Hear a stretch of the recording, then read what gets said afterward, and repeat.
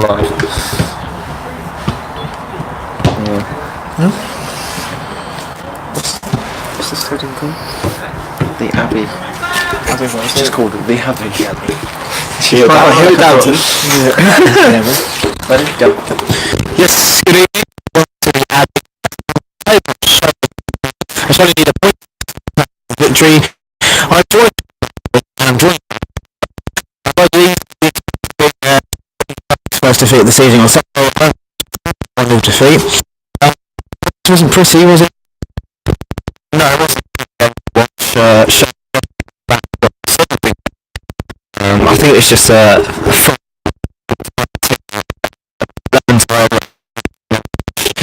looked like way through the second half as well. We're watching them try going through their paces in front of goal. Little Brian,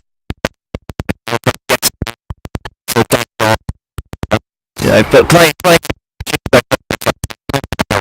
But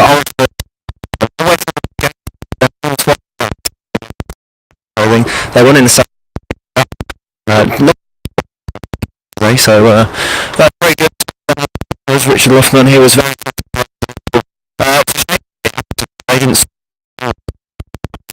He felt as though Irish could have. But well, the game today for my consistency in the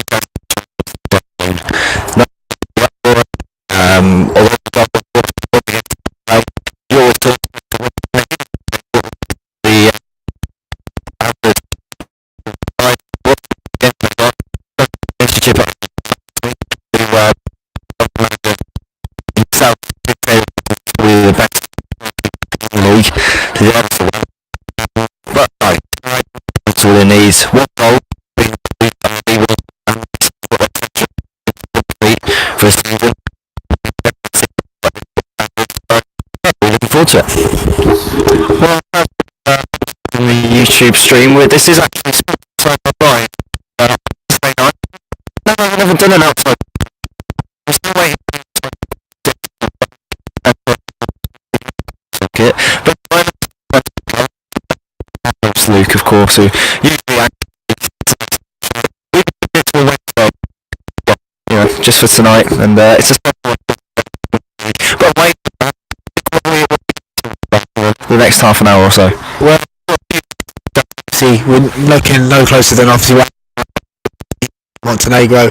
Obviously, Sky Sports has been doing a bit, so I'd like to get your thoughts on that. There is as well.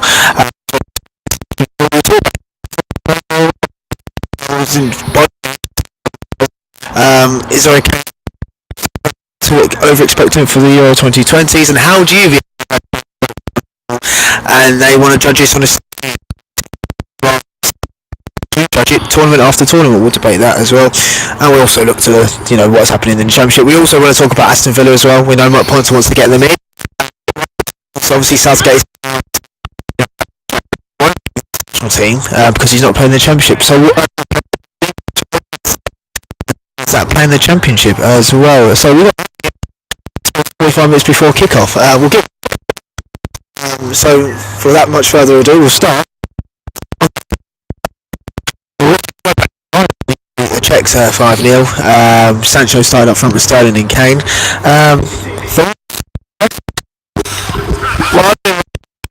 Actually, rather than actually just focusing on the game, I think it's a given that England were going to dominate in both games this week, and so they did, scoring 10 goals, conceding just the one. I know Negro took the lead, Southgate out, which I thought was quite amusing reading those comments. I think in time, Southgate did what he could with the team. I don't you play for your country, you play for the pride. The fact that you've been given that opportunity to be called up for your club, your country must take priority. In these international breaks as well, players are moaning that they don't get enough games, and yet because they're scared of getting injured or have got a make worse. But that's not my decision to make for them. terms of players dropping. As England fans, be bothered. Sit in front of us, watch them. The 6 players, the Delph, Stones, Rashford pulling out late. The list is that these players are pulling out, and then we're still expecting. And the view I've got on these 2 games is, it's 10 goals. I feel like I should be more excited than I am. I'm actually thinking I felt like it was quite. I mean, after that one, we'll have to go 1-0 down. And for a while, we've actually go under a bit of pressure. It was actually quite, although it was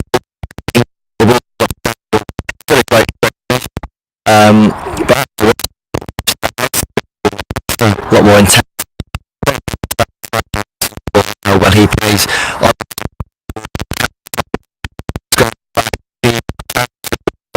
into that first team, I don't know, but it completely goes against.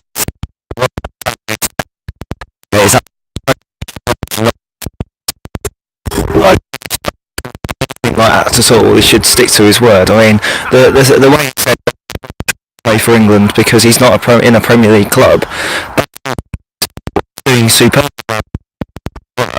And watching him week in, week out, now he's come back. That injury has not in any form of his game. You saw his spirit against Blues. He got hit in the back. Play. I'm not buying Premier League game. So why should that come from the Championship? And the likes of Jamie Vardy even making the England squad. Could you even say he had a fantastic season in 2015-16, but it's not England standard. No, Jamie Vardy. And because of the way he was playing, they get. Yeah.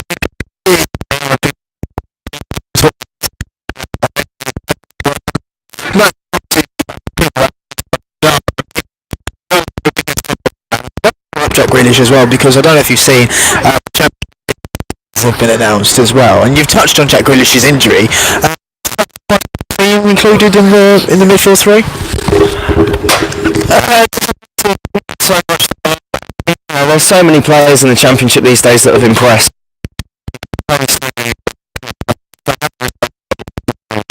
And there's a few other Villa players that I might even put forward as well.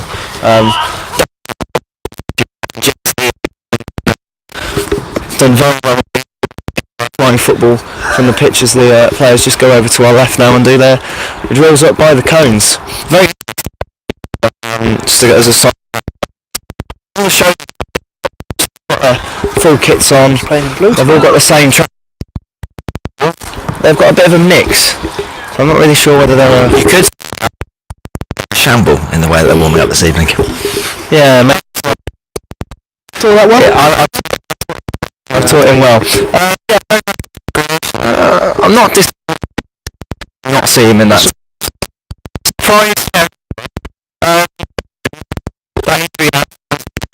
Of course, picking that one up. He's doing strong again. He's not. I don't think that into the team again after the disappointment of the Fulham game, the playoff final. It took Villa quite a while actually this season to get up to where they are now. But it's been okay. He scored that derby, which we all saw. And there's a great video.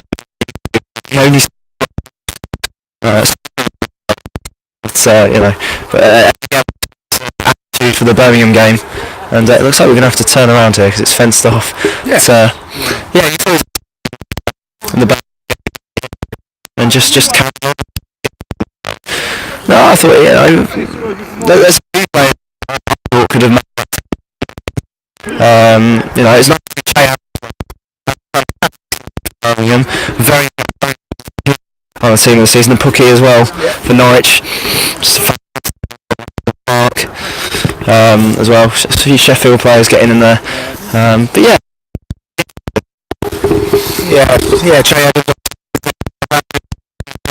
Norwich. If there's no Pookie, there's no party.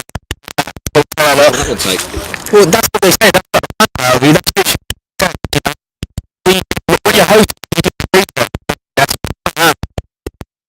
do they have no Pookie?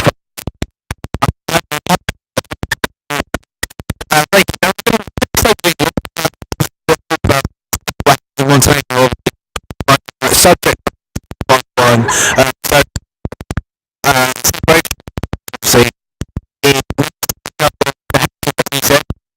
Or the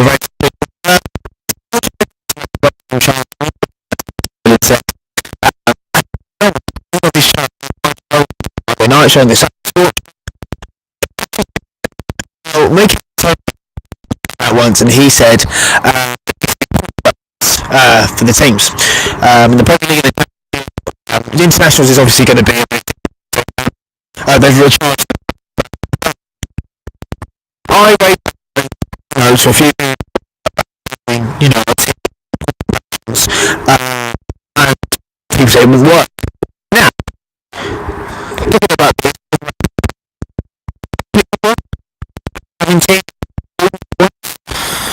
I think it it's that select it for everyone else. Just go back to it's disgraceful. Should never field. Yes, you're going to have an idiot that's going to say, but then especially not. I mean, there's not very much you can't. We could. We've seen what I is. I sort of. I thought the way conducted himself. Interview. I thought he was very, very mature in the way of sticking to and stuff. I thought he first well. I thought they all treated the incident very well, like you said there. There's just no need for them to have to come out because you should never see this in football. We go on about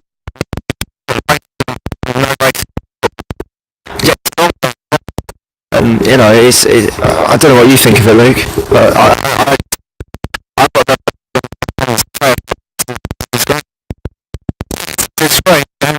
it's stagnant, but the north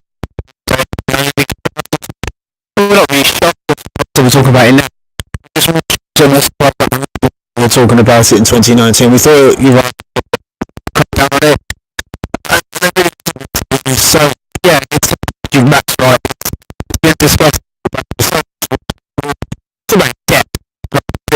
It's a sad situation, but the last thing we want to talk about in England is how you view Southgate and how you view England. Now, I spoke to a few people and they've told me that they look at this as maybe a 5 to 7 year project, give Southgate 10 years because of the young players coming through. You've got Wan-Bissaka, Sancho, Foden, all these players coming through, and plus many more. They've got Sterling's very young. Kane will probably be about 33 in the next 7 years. Whether he's still playing is different, but we've still got those players coming through. So people want to see Southgate take this whole crop of players, because he knows them from the under-21s as well, into the next decade. But some people go, no, I judge him on the Euros. If he doesn't perform in the Euros, let's give him to the World Cup. And if he doesn't give him to the World Cup, we get a new manager in. Where's your view on that? I think I agree with what you just said, Dan. Don't give him 10 years. Managers in the Premier League don't get given 10 years for projects, and they get given millions and millions of pounds to spend. Okay, Southgate, if he doesn't perform that well in the Euros and doesn't do what he says he should do in the World Cup, then he has to go. But how many times have we, not in our generation, but how many times in years gone by have we said, oh, look at this young generation of players, how fantastic they look, how skillful they look what they could achieve. All you do is look back to 2006. Okay, how many times have we been just so underwhelming and not performed? So, it's all very well promising what we could achieve, but nothing's been achieved yet. No. I think the fact that we set the standards very high. 2018 World Cup in Russia. I didn't expect England to get that far. I don't think anyone did. They overachieved, if anything, and it's great to see the support and passion from the fans, from the players, and they've come out and said, we're going to have to do that. They're going to have to do that again now. They've set the barrier so high, they're going to have to win Euro 2020, or at least get to the quarters, the semi-finals, get knocked out by a decent team. We can't have a repeat of Iceland over again. So I was just going to say, so for you, a realistic expectation is what, the quarterfinals of the Euros is a final? As a realistic, isn't that overachieving, or? No, get the semi-finals of the World Cup. No chance. No, I think we should be getting to the finals of the Euros. Absolutely. Because if you look at the quality of the teams that have been on display the last few days, there's no one really there who's absolutely astounding. No, okay, you don't turn around to me and say, well, wow, but Italy beat 1-6-0. Okay, but look at their opponent. There's no one who's absolutely catching your eye and say, wow, they look absolutely lethal, because there's nobody really, is there? Well, there isn't, but then you look at the World Cup and you've got to be honest, you look at the draw we sort of had, yes, it was favourable, and when we came up against arguably the best opposition in Belgium and Croatia, we didn't win. And how can you judge England after the World Cup, 6 months down the line, or a year after the World Cup? Have England really had much opportunity to improve? I think the best game I've seen them was not in the World Cup, it was against Spain. Yes. That game against Spain was probably the best I've ever seen England play in my lifetime. Yes, it was. Okay, granted, it's not very long for any of us. No. But that was the best football I've ever seen England play. That was the best. Yeah, interesting. Anything else, mate? I'd love to see England get to the final of Euro 2020, and I think every fan would do, because of the standards we've set again in the World Cup. But like we've just said there, we had a very easy route to that final, to that semi-final, and even the final, if we'd have got there. It's only Croatia, if you think about it. There's only a few select players in that Croatia team that actually stood out on the day, and England took the lead as well, which made it even worse. We're joined by Greg Dixon to our right now, who's of course the secretary at Sholing Football Club. We'll be moving on to Sholing at the moment. Greg, what are your thoughts on England and their prospects in the future? As a supporter, you'd like to think that they're going to achieve the best they can. I think Gareth Southgate's probably surprised a lot of people by the way he's selected the youngsters, whereas previous managers we've had in place have gone maybe a little bit safe with old school, and then they haven't performed. So I think the supporters got disillusioned with previous team selections in the past, and highlights sort of the selection that Gareth Southgate pulled out. When you look at the squad, and there's one or two names in there you're not really familiar with, because obviously they're playing abroad or whatever, or they are really young, and fair play to them for going down that route. Obviously the youngsters have done well in the championships they played in over the last few years, and people like James Ward-Prowse, maybe Callum Wilson, maybe the squad that he's got at the moment is maybe a little bit too strong for maybe them to feature at the moment, but it was good to see that they came on both on Monday night. Always a bit part, but and I suppose a lot of people might look at it and think they were only selected because there was injuries to other players. So that's looking at the potential squad he's got at the moment. He's got such a vast array of players to pick from, and they've obviously got off to the best start they could get off to, and maybe there might be a case where he's going to rotate the players so that he knows what his main squad he's going to take to the championships as they qualify. Is it just me that thinks it's going to be one of those years where we do really well in the qualifying stages, win every single game, and then get to the competition and fall apart? Yeah, I'm not sure what to expect. I think it is one of them. I think there's going to be a case of now over expectancy. Obviously you were right, Matt, if one, regardless of what the draw was in the World Cup, yeah, we overachieved. You weren't there on July the 11th thinking we were going to be in the World Cup semi-final. Absolutely not. But now it's probably worked not in our favour now, because everyone is so looking at the talented youngsters that we've got. Now everyone's probably so, anticipating success, but you've got to remember, success doesn't happen overnight. England, the first time they got to a semi-final before 2013 was Italia 1990. They've had the golden generation in 2006. They obviously didn't perform. So you never know. It's not a foregone conclusion at all. And you've got to look at all the other teams in Europe as well. Germany are going to come back. Spain will be back. You can look at Holland. They'll be back. We'll see how we get on against them in the Nations League. So it's all very exciting. Italy will be a transformed team. France, the winners of the World Cup. So by no means will be easy. By no means at all. I think regarding Gareth Southgate as well, he's actually brought the feel-good factor back to the fans, and that's a good thing. Because, like I said before, every time you see a squad, you look at the squad that all the other England managers have picked, and you're like, really? Are they going to? And they ended up underachieving.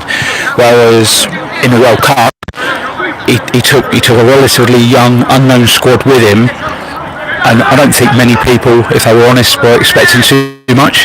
And I think he ticked all the right boxes with them, you know. And as the competition went on, the expectation went up with all the fans, and that feel-good factor suddenly came right the way across the country. And there's nothing better than that when there's European Championships or a World Cup or whatever, and it just has a massive effect on the country, you know, not just from football-wise, but the economy and everything like that. It all adds into it. So if they're winning, it just does so much good for the country. And I think he's probably the right manager that we've got in now for such a long time. You know, you look at he's one of the youngest managers we've had in, and that's a plus as well. You know, and he's got a really, really good backroom staff, and he certainly goes around watching all the games as well, which is key, you know. So the players he brings in, he does know what they achieve and everything. Yeah, and obviously, so you're right about Southgate, because he'll probably be back among the dugouts this weekend as the Premier League returns. We'll talk about the Premier League later on in the programme, but obviously we're about 20 minutes away from kick-off now. At the Abbey, yes, Hamble will take on Sholing, and Sholing obviously 1 point tonight will make them, the league champions. It's almost inevitable. It's going to happen. It's just a case of when now, if it happens. But looking back for Saturday, the first defeat of the season, how's the mood in the dressing room? Yeah, fine. I've done the team sheet with Dave just now, and I was with Dan Mason this afternoon when we were at Voice FM. He was working at the YMCA there, and he was pretty upbeat. If you saw social media Saturday night, the boys went to social media and were pretty disappointed with everything. If everyone's honest within the club, I think Dave's post-match commentary, I know you were involved in that, Matt, pretty much summed it up. That it was a game too far, really. I suppose it's key the fact that Ulster are the team that's beaten us twice so far, just recently, and Richard Luffman was the first one to admit, quite honestly as well, that we played them on the back of quite a strenuous run. Obviously the Northwich Victoria game, which you were at, and then obviously following on from having the Waterloo AFC Bournemouth game, Hamworthy game, all those games come thick and fast, and something had to give, and tired legs out there, and the two centre halves did a job on Dan Mason and Lee Ward. I thought it freed up Brad Targett. I thought he had one of the best games I've seen this season. However, even though he's got a good strike quality in him, we just couldn't penetrate that, and it was a mistake that on our part that led to their goal, and that's what's even more frustrating, I think, and that just showed how tired the boys were, mentally and physically. And tonight, like you said, it's probably a foregone conclusion we're going to win the title over the next 8 games, and nice local derby. I think the mood might have been a little bit down if Horndean had lost on Monday night to Team Solent, because that meant we would have won the title without having to play a game. And I think something like this, you need to be proactive and play. And I think nothing better than playing a local derby and getting a result out of it. Ben Neller won't even have to give the boys a team talk. They'll be wanting to stop us win it, and he'll probably be disappointed, like most of the clubs, that they're not the first team to beat us in the league. That's always a monkey that's been on our back, and sometimes it's better to get that off your back quite early, and it's just gone on and on and on, and it does physically drains you mentally and physically, and to be fair, you can't fault what the boys have done this season. It's been a remarkable season. We've had good seasons in the past, but in the 8 years I've been here, sort of been involved behind the scenes with the players, this is probably the most memorable one. Everyone say the Vase was just an incredible journey, the Vase. But this season's been so much different from that Vase journey in 2014. Different squad of players that we've got here now, and it shows what there is for the future. Whether we do end up in the South and West League, or whether situations takes us elsewhere. It certainly bodes well for what we want to do over the next 5 years. And we've got a good combination of experienced players. We've got great quantity of youngsters coming through as well. So, over the next 4 or 5 years, I think the team can be as maintained its strength and strongness together as a team. And hopefully we can attract more people to come along and watch Sholing play. And if we can get you boys involved regularly as well, I think there's nothing better with what you're doing as well. You doing this commentary tonight will not stop people coming to watch games, and it might give them the opportunity to maybe get involved in the football a bit more if they know they can hear the games online as well. Sorry about my phone ringing, guys. Sorry, you can take it if you want to. That's obviously someone else wanting a bit of a story of the club. No, at the end of the day, I think what we wouldn't have imagined this at the beginning of the season, to be honest, and even at Christmas it was still hard to take in, because each time you went through that phase with a game and it was a win, you just sort of kept on looking at the figures, and it was sort of becoming unbelievable, and every team that played us, whether home or away in the league, it was becoming their own cup final, and that showed when we went to Andover New Street. Good game, 4-2. Probably think that we struggled against them being bottom of the table, but they came with the right mindset. Boys were a little bit tired, and it just showed that teams, if they wanted to, could get something out of us. But it was a question of being in the right place at the right time, and Alsford were that team. So they've been a bit of a nemesis with us. We thought Tadley were the first team to beat us in the Sydenham's Wessex Cup this year. That was probably the hardest defeat to take, maybe, because we lost Pete Castle in that game, got sent off, and losing up there 1-0 first time we played up there. It was Dave's 1000th game in charge as well, so that just ticked all the wrong boxes that night, and I would say that was a tougher defeat to take than the Alsford 2 defeats. Well, it seems to be the way, isn't it? You've got a massive centenary game coming up and you go and lose it. Oh yeah, so, yeah, exactly. And everyone wanted it to be right that night, and Marcus' son was there as well. We had a good photo shoot with him before the game and everything. That all went out on social media beforehand, and Radio Solent were covering the fact that it was Dave's 1000th game and everything, and then the following morning they have to report that he gets his first defeat of the season, and so yeah, that was probably the hardest one to take, I think, and I would imagine Dave's enjoyed the season. He's probably enjoyed the facts as well that we've been able to boat some youngsters through as well. Owen Royal, Brad Target, both establishing themselves this season as well, along with Jake Hall. Owen Roundell's been able to fit in, rotating with Dan Miller and Pete Castle. That's worked well. And what Dave seemed to have got this year is he's got like for like players in the squad. So even when we've had issues with injuries, 1 or 2 suspensions, it's not disrupted the team too much. And to have 23 players play for us, and 11 of them have played over 43 games. That just goes to show what sort of stability Dave's actually had, and Ryan Gosney's only missed out on 2 games when he was ill, and obviously that did culminate in the first defeat with Nick O'Donnell in goal. Unfortunately, he was pretty beat himself up about that as well.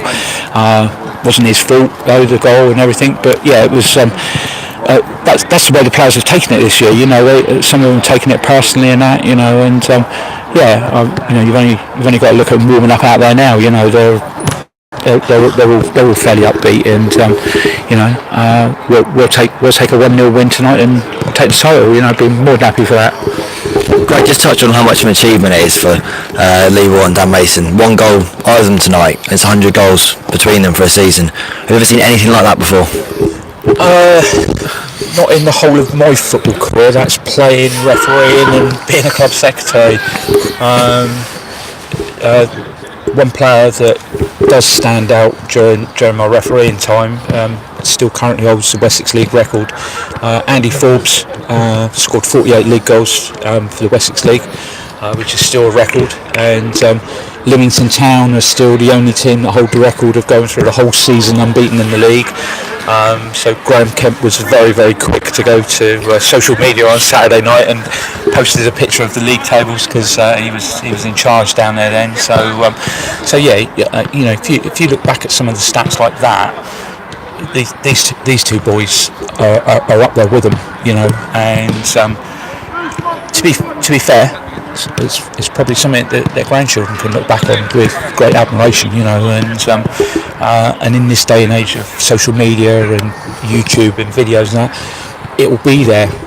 Back in the day when Andy Forbes was playing and Leamington won it, wasn't quite so much social media coverage and everything. So a lot of those achievements weren't noted for anyone to see. Whereas at least probably over half their goals this season are probably available on YouTube somewhere or on our website, and it's just great, you know. And we know that Lee's stepping down at the end of the season to take a massive break. He's going on his world trip, and for about seven months or so. But we knew that at the beginning of the season, so it was never ever a question. We knew it was going to happen.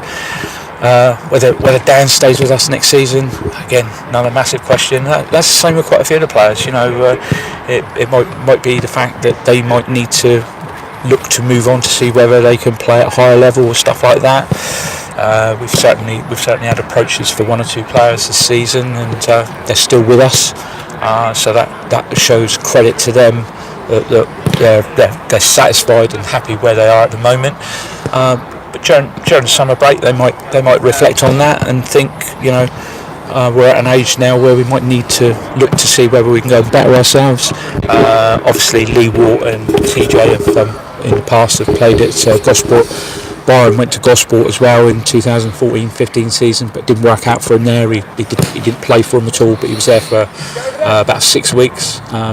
But it didn't fit in with him, and it didn't suit him, and that's what it's like with some players, you know. I remember when Lee went up to Preston Stanley for trials, and James Beattie was in charge. He absolutely loved it up there. The only thing, the downside for him was the fact that when there was no football, he was basically stuck in a bed sit and stuff like that. So it wasn't actually for him, you know. And he gave it a go, you know. And I don't know whether any of the players are going to be more ambitious next season, you know. If it is, the door will be open for him to go, and Dave will still leave the door open for him to come back, and that's what's happened in the past, you know. Say TJ's left before, Byron and Lee have left and come back, and if the players leave on good terms, they're always welcome back, you know. So if they do go, they might be back the season after. I don't know, you know. But it's promising times for Sholing Football Club, really, because obviously we've now got a 5-year plan in place with what we want to do with the development and everything, and the team as a squad works much in the same way. It's normally 5-year cycles, because as those experienced players come to later years, you're bringing the youngsters in. You then want the youngsters to be the more experienced players, so you then bring back in the youngsters again. So it's like a revolving wheel, really, you know. And I think we've got the right people. You know, speculation that Dave might step down, you know, and we've got all the right people in place, to take everything on, and I think that's a culmination of the way the ethos of the club has worked. They've every season something's been put in place, and it's worked as a future development plan, really. So every season is not always about this season. It's about what's best for Sholing Football Club moving on, so pick up the trophy tonight, and then possibly pick up the Russell Coast on the 7th of May. Probably Dave would sit back and reflect on that and say that it ticked all the right boxes for this season. If Lee and Dan get over 100 goals as well, which they should do easy, again, that's another massive tick in the box, and that's what does good things for clubs, and other clubs looking on probably look at what we've got in place and think that they should be doing the same, and as a club ourselves, we're more than happy to sort of help people get involved. You've only got to look at the setup here at Hamble Club. They've transitioned this club in the last 2 seasons massively, and they're growing as big as Sholing Football Club. And to be fair, it's good to have 2 clubs of this size that are on this side of the water, really, and it just bodes well for the area. Well, I think it's fantastic to see, and hopefully for Sholing tonight that they will pick up the 3 points, or even just the point, and win the trophy. What we're going to do now then, boys, is we're going to make our way over to the bench where we're going to sit, because I have been looking at the clock. We are very close to kick-off, so I think we should make a move. Thank you, Greg, and hopefully you'll be joining us throughout the game if that's I'll sit with you, mate. No problem at all. Fantastic. You've got a cushion for me, that's fine. Not sure about cushion, I've got a spare coat maybe. So we walk and talk. I'll tell you what, Matt, this ground is very yellow this evening. As soon as we came in, it's you can't miss the colour, can you? It's interesting. It's just one way of looking at it. They've definitely got a prominent colour thing going on throughout the ground. Not sure I quite agree with it, but each their own. Yeah, very, very interesting indeed. But we're just going to go and sit up on the halfway line. Very interesting wooden bench stand with some bricks. So it's very nice to see. So a few chants early on before the game even starts. So what I'm going to do, Luke, I'm going to hand back to you for a minute while I get myself set up for comms, and you and Matt can have a bit of a conversation. How about that? Okay, well, thanks for handing over the mic, Matt. As soon as the tunnel comes over to me, so no one can hear. But the players in the dressing rooms are about to come out of the tunnel. The fans have gathered in anticipation. Sholing, like we've said on the Sports on Sonar special on a Wednesday night, need a point to claim the Wessex title. And like we've just been speaking to Greg, it's been a very upbeat atmosphere despite the defeat on Saturday. And I'm sure they'll be looking forward to it, won't they, tonight, Matt? Oh, they should be well up for it. I mean, what an achievement it'll be. All they need is a draw, but that'll be not what they're going in for this game for. They'll be going for the 3 points. They want to pop behind on what happened on Saturday and come out and blistering performance and put 3 or 4 goals past them. Yes, the noise has really started behind me as Matt Ponter gets everything ready. He's got his team through. Ready to go here. Sholing looking full spirits this week. They know what they have to do. The job is pretty much straightforward. The real defeat, you want to go something. And obviously, games Hamble are going to be one of the last 8 teams to try and just take the lead off and then postpone it. But that guy's good. This is the Hamble team as well. All goals by Snelling. Number 2 is St. Wilson at right back. Number 3 Richard Ball left back. Number 4 is Ken Pitcher. Number 5 is Mike Brown. Number 6 is Peter McLean. Number 7 is Malcolm Mason. Number 8 is Liam Cook. And number 9 is Nathan Lynch. Number 10 is Ryan Willis. And number 11 is Owen Fee. Well, thank you very much, Luke. And I'm just going to switch mic over quickly. And just like that, we are back. The game has kicked off. It's Hamble that are shooting left to right in this first half in their home shirts of yellow and black, as the drum to our left of the Sholing fans is getting themselves in full voice. Sholing playing in their change strip of all blue. And as we run through the teams, very, very well read, Mr. Henry, as always. And Matt Ogley has joined me to our left. I've got Greg Dixon just behind me as well. And of course we've got Luke Henry to my right. We've got a full team of experts for Sholing tonight. I don't know how much you know about Hamble.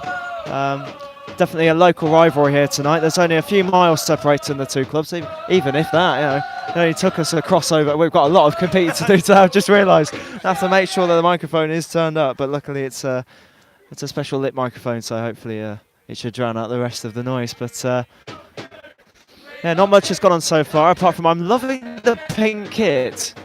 We've got a pink kit for Hamble. We've got purple, of course, for Ryan Gosney over on the left-hand side as Sholing fans in full voice. Of course, they can win the league tonight with 1 point. I've already got my commentary line prepared just in case for both ways, if they win or lose today. Either way, we're going to have to go and speak to Dave Diper. How do you think he's feeling tonight? I think they're going to be the manager. He's going to take it as it's just another game, but he's going to know this has a little bit different feeling. The fans are in great spirits. We spoke to Greg earlier, and they're in great spirits. The team's in great spirits. They know what they need to do tonight. They know they avoid to think they win the league. They'll try and treat it as a game, but it's just that sense of excitement as we can feel it in this stadium. And gotta say, the stadium with the early shot to the hands of Ryan Gosney. I haven't actually got a team sheet in front of me. It's a good job I remembered who their number 11 was, Luke. Just trying to look over the shoulder. Matt Ogley's doing a fantastic job of writing down both teams on the same sheet for me, but at the moment we just about get away with it as Wilkins knocks the ball down just across the halfway line now. Under a bit of pressure from Roundel. And Hamble have won themselves a free kick. It is Owen Roundel that's number 6 today. You may have noticed that I made a mistake a week ago or so, saying Owen Royal was playing. He was actually on the bench and managed to fool you, Luke. So top marks, isn't it? Surely. I trust you, and whatever you say, Matt. Honestly, I knew that. I thought you knew something I didn't do. But I've just I've done it because you are, the head of commentary. You've done this for a few seasons.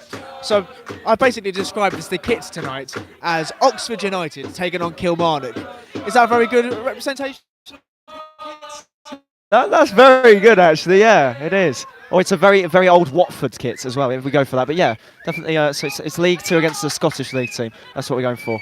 Of course, this is the Wessex Premier, but we're going to make it sound like the Premier League, as we always do here on Radio Sonar. Down on the right-hand side is Mason, Malcolm Mason, and that is for Hamble. A bit of a shout for Hamble, nothing done by the referee, as Hamble now get the ball into Fee. Fee now looking to open up on his left foot, gets the shot away, it's blocked. It's still not clear by Sholing. They've got every man behind the ball, apart from Dan Mason, who's just about crossing the halfway line now. And we can breathe again. We've got a lot of competition to put up with this evening. Thank you very much, Matt Ogley, as he's written down. Oh, look at that. That's very well written. If only we get a photo of that at half-time, we will have to do it. The only note I've got of this game, by the way, is Sholing win the league with a point tonight. Yeah. I've been very, very busy with a lot of uni work, so I'm hoping one of you has done a little bit of research, or you can do it during the game. I've got some research as well. If Sholing win tonight, they win the league. That's the same bit of information as I go. But yeah, I mean, it didn't actually come into my literature essay this afternoon I've been working on. But it's great. It's an inside in the first place, and then he had the composure to beat the defender. And you're right, but he saw the headlines. He saw the champagne on ice. Thought he was going to go for glory, and he went over the bar. But it's probably Sholing's best attack of the game. And like Greg's right, it's been a high tempo game, but no team's really asserted authority. So we'll see what happens. Oh, here they go again. Byron Mason now switching play over towards the right hand side. Great sights to see. Cuthbertson over on the right hand side in towards the box. Dan Mason's going to chase onto that one. It's the old Yaya Toure chance, but it's very well written for Sholing Football Club. Byron and Dan Mason, of course. I'm just going to let them sing a bit. You'll be singing it tomorrow when they win the league, I tell you. I don't think my lecturers will understand what I'm going on about. But, ball's launched forward again. We are having a few troubles with the internet connection. There's quite a few spectators here this evening. Hopefully we should be back on air. We have got quite a few listeners now listening in. So fingers crossed we shouldn't have any more technical problems. And if we do, we'll make sure that we can sort those out.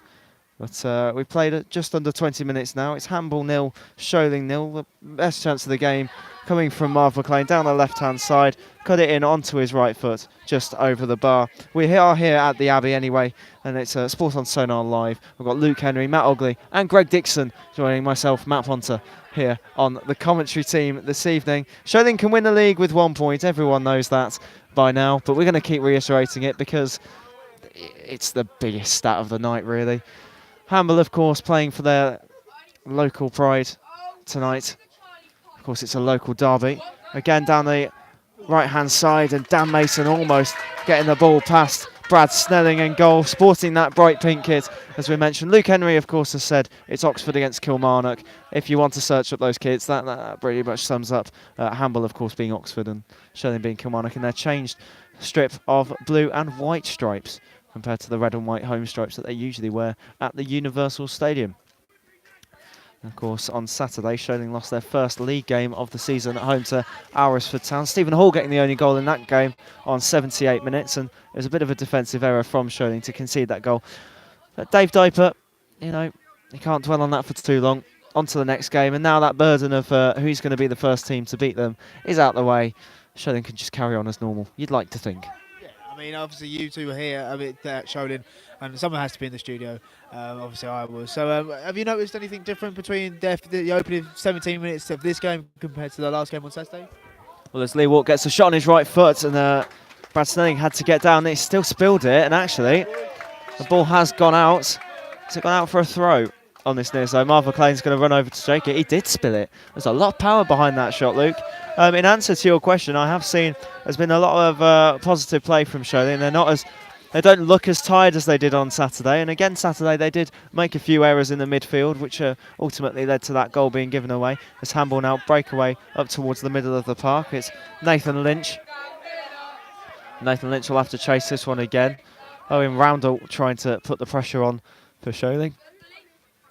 Ball down the left-hand side now for Hamble. And that one will be cleared away again. This one will drop back for Hamble over on the left-hand side, bringing the ball across the halfway line now, in towards the centre of the pitch. And there is Fee. Has to clear the ball all the way back. Mike Byrne will pick this one up. Will there be a fee to pay tonight? That's the question. Should have to pay a fee to stop Owen from scoring? No? Matt Ogley's looking at me with shaking his head down to the ground. He didn't like that one at all. Of course, we've got a few family members playing tonight. Of course, we've got Dan Mason and Byron Mason, but we've also got Marvin McLean and PJ McLean, both on opposite sides. PJ McLean, of course, playing for Hamble in the number 6 role this evening. Let's get ready to rumble. That's a PJ reference. Thank you. And Duncan. Where is Duncan? I can't find it, but also I think that we're going to win 1-0 tonight, Sholing. And who's going to score? From a header, from a set piece. He's going to be king of the castle. Okay. Coming back into the squad after being rested on Saturday, Pete Castle, playing number 4. You think it's going to be him? I'll put a bit of money on Dan Miller scoring tonight, actually, from a corner, rather than anything. But here is the ball through towards Jake Hall. This could be the first goal of the evening, in towards the edge of the area. Now taking it out wide, still in the box is Jake Hall. Now brings it back out. Marv McLean in support. Jake Hall trying to get the cross in on his left. Blocked away by Mike Byrne, out for the first corner of the area. Jake Hall's on fire. Someone call the fire brigade. Just in answer to your question earlier, Luke, about any differences between tonight and Saturday, intensity. Intensity is the key word. They're doing all the right things, showing they look like they want to be on the pitch this evening. Their heads are all up. They're all looking to play for each other, and they're desperate to clinch the title this evening. Simple as that. Well, the ball's been placed down by Alex Sawyer on the corner spot. Whips in with his right boot. It's a good ball. Tipped away by the goalkeeper, and it's still not loose.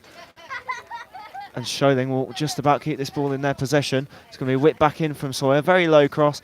Not going to go anywhere. Hall launches that one forward, and that one will sail out for a goal kick. Very good original corner.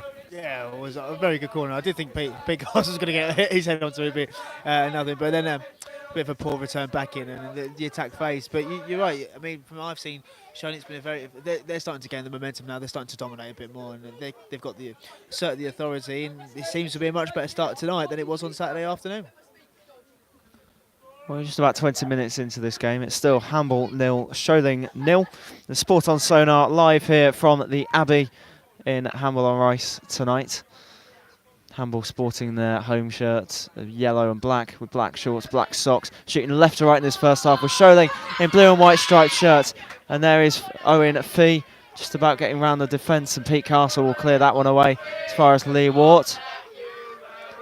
And all the noise that you can hear is coming from the Sholing faithful, and the shot there just dragged wide, and it's the first shot for Hamble from Ryan Wilkins. How wide do you want the goal? I'll tell you what, these Sholing fans are not holding back on their chance this evening. I've heard that one in ages, brilliant. But the one thing is, thing Sholing haven't got to worry about is Owen Fee, the number 11. He looks quite bright for Hamble. He looks to be the go-to player, the tricky player, but I'm loving this. The Sholing fans have been in full force. They've been absolutely brilliant. How high do you want the goal? Brilliant. Well, we're not playing rugby, are we? Yeah, that's one of the fun chants, isn't it? This isn't rugby. Keep the ball on the ground. If you ever heard that one. So it's a very non-league chant, actually. So you get yourself around to more non-league grounds. Yeah, I heard it. Where did I hear it first? I heard it at Workington up north. That's the first time I heard that chant. I couldn't believe it. I laughed for quite a while to that one. There's quite a few that you hear around the grounds. Northwich, the club that would never die. You know, there's always a chant about that. A bit of a scream. Yeah, I might have to. Over my sandwich that I haven't eaten yet. That's probably breakfast for me. Here comes Sholing again on the attack in the final third, and that will be locked forward over towards this left-hand side. Sawyer will play this one back to McLean, in towards the middle. And now, can Lee Wart turn? He can do, to Byron Mason, who loses that possession. That's not the first time I've seen him do that. He did it again on Saturday. Byron Mason, maybe he's probably one of the most tired players out there on the field. Of course, Sholing playing Tuesday, Thursday and Saturday never really did help, losing 2 of those games. One to Hamilton Waterloo 3-2, then beat Hamworthy quite convincingly 5-0. Only went into the half-time break 1-0 up though, and then of course losing 1-0 to Arisford Town. But here at the Abbey it's still 0-0. Sholing of course needing just the point. They'll take a 0-0 tonight, I'd like to think. Pete Castle over on the right hand side though, looking to launch the ball forward for the Boatmen in towards Dan Mason. Owen Roundhall will pass this one back and try and win the ball back himself. Nice heated battle in midfield, and now Hamble can clear away. Of course this is a local derby as well. That one's gone down towards the right hand side to Malcolm Mason, and Ryan Gosley will pick that one up as Mason drops to the ground. Obviously nothing's going to be given. Byron Mason just sorting out his players. Obviously not happy the way that they're set up at the moment. Losing the ball a bit, and a few screams coming from our left. I think they're trying to put us off as far as it seems, but it's great to hear the Ultras in full voice again this evening. Over towards the right hand side now as Cuthbertson looks to drive this one forward for Sholing up towards the halfway line, and over the halfway line Lee Wart will chase onto that one, chasing his is him and Dan Mason's partnership of 100. Which one's going to make it the 100? Will it be Dan Mason? Will it be Lee Wart? Will they even score tonight? It's a question either way. Here comes Lee Wart through, pushes his man Luke. As a striker myself, you're never going to get them. The defender is always going to get them. He's just running on. The ball's played through. He's just clipped it by accidentally. But the referee's having none of it and pulls it back for a handball free kick. But Sholing, they can't get frustrated. You know, you said they might take a 0-0. I'm sure they'd love to score to win the league. They can't get frustrated. You know, as it stands, they are champions. They are winning the league. Indeed, indeed. Matt, what have been your thoughts on Hamble's performance so far? I've actually been reasonably impressed by Hamble this first half. They haven't laid down and died at all. They know what's at stake. It's a lot of pride at stake for Hamble. But I've been really, I think you've already touched on it, but I've been really impressed by the midfield battle that's been going on. Really physical, really fair. Both teams wanted to get that first ball, get the ball early, and play it out to the wide areas. But yeah, in particular, I've been impressed with PJ McLean and Liam Cook in the middle there. They're trying to win every ball they can. So yeah, quite impressed so far by Hamble. Oh, sorry, we've got to be quiet now. We're in the library, so shh. Yeah, whisper. I could do with one of them at half time, I'll tell you now. I'm craving it after all the Easter eggs that have been out in the shops. So, well, either way. No, I'm gonna raise my voice again. We're gonna break the library rules, so to speak, here at the Abbey. It is very quiet actually from the home fans. You'd expect a little bit more from the home fans at least. to be singing a little bit more, being a local derby and whatnot. In fact, it's very hard to determine who's Sholing fans and who are Hamble fans. Of course, everyone is, well, we're looking for yellow. No, there is a guy in a yellow jacket over there. So one fan that we've picked out so far for Hamble. Fantastic challenge on the field of play in the meantime.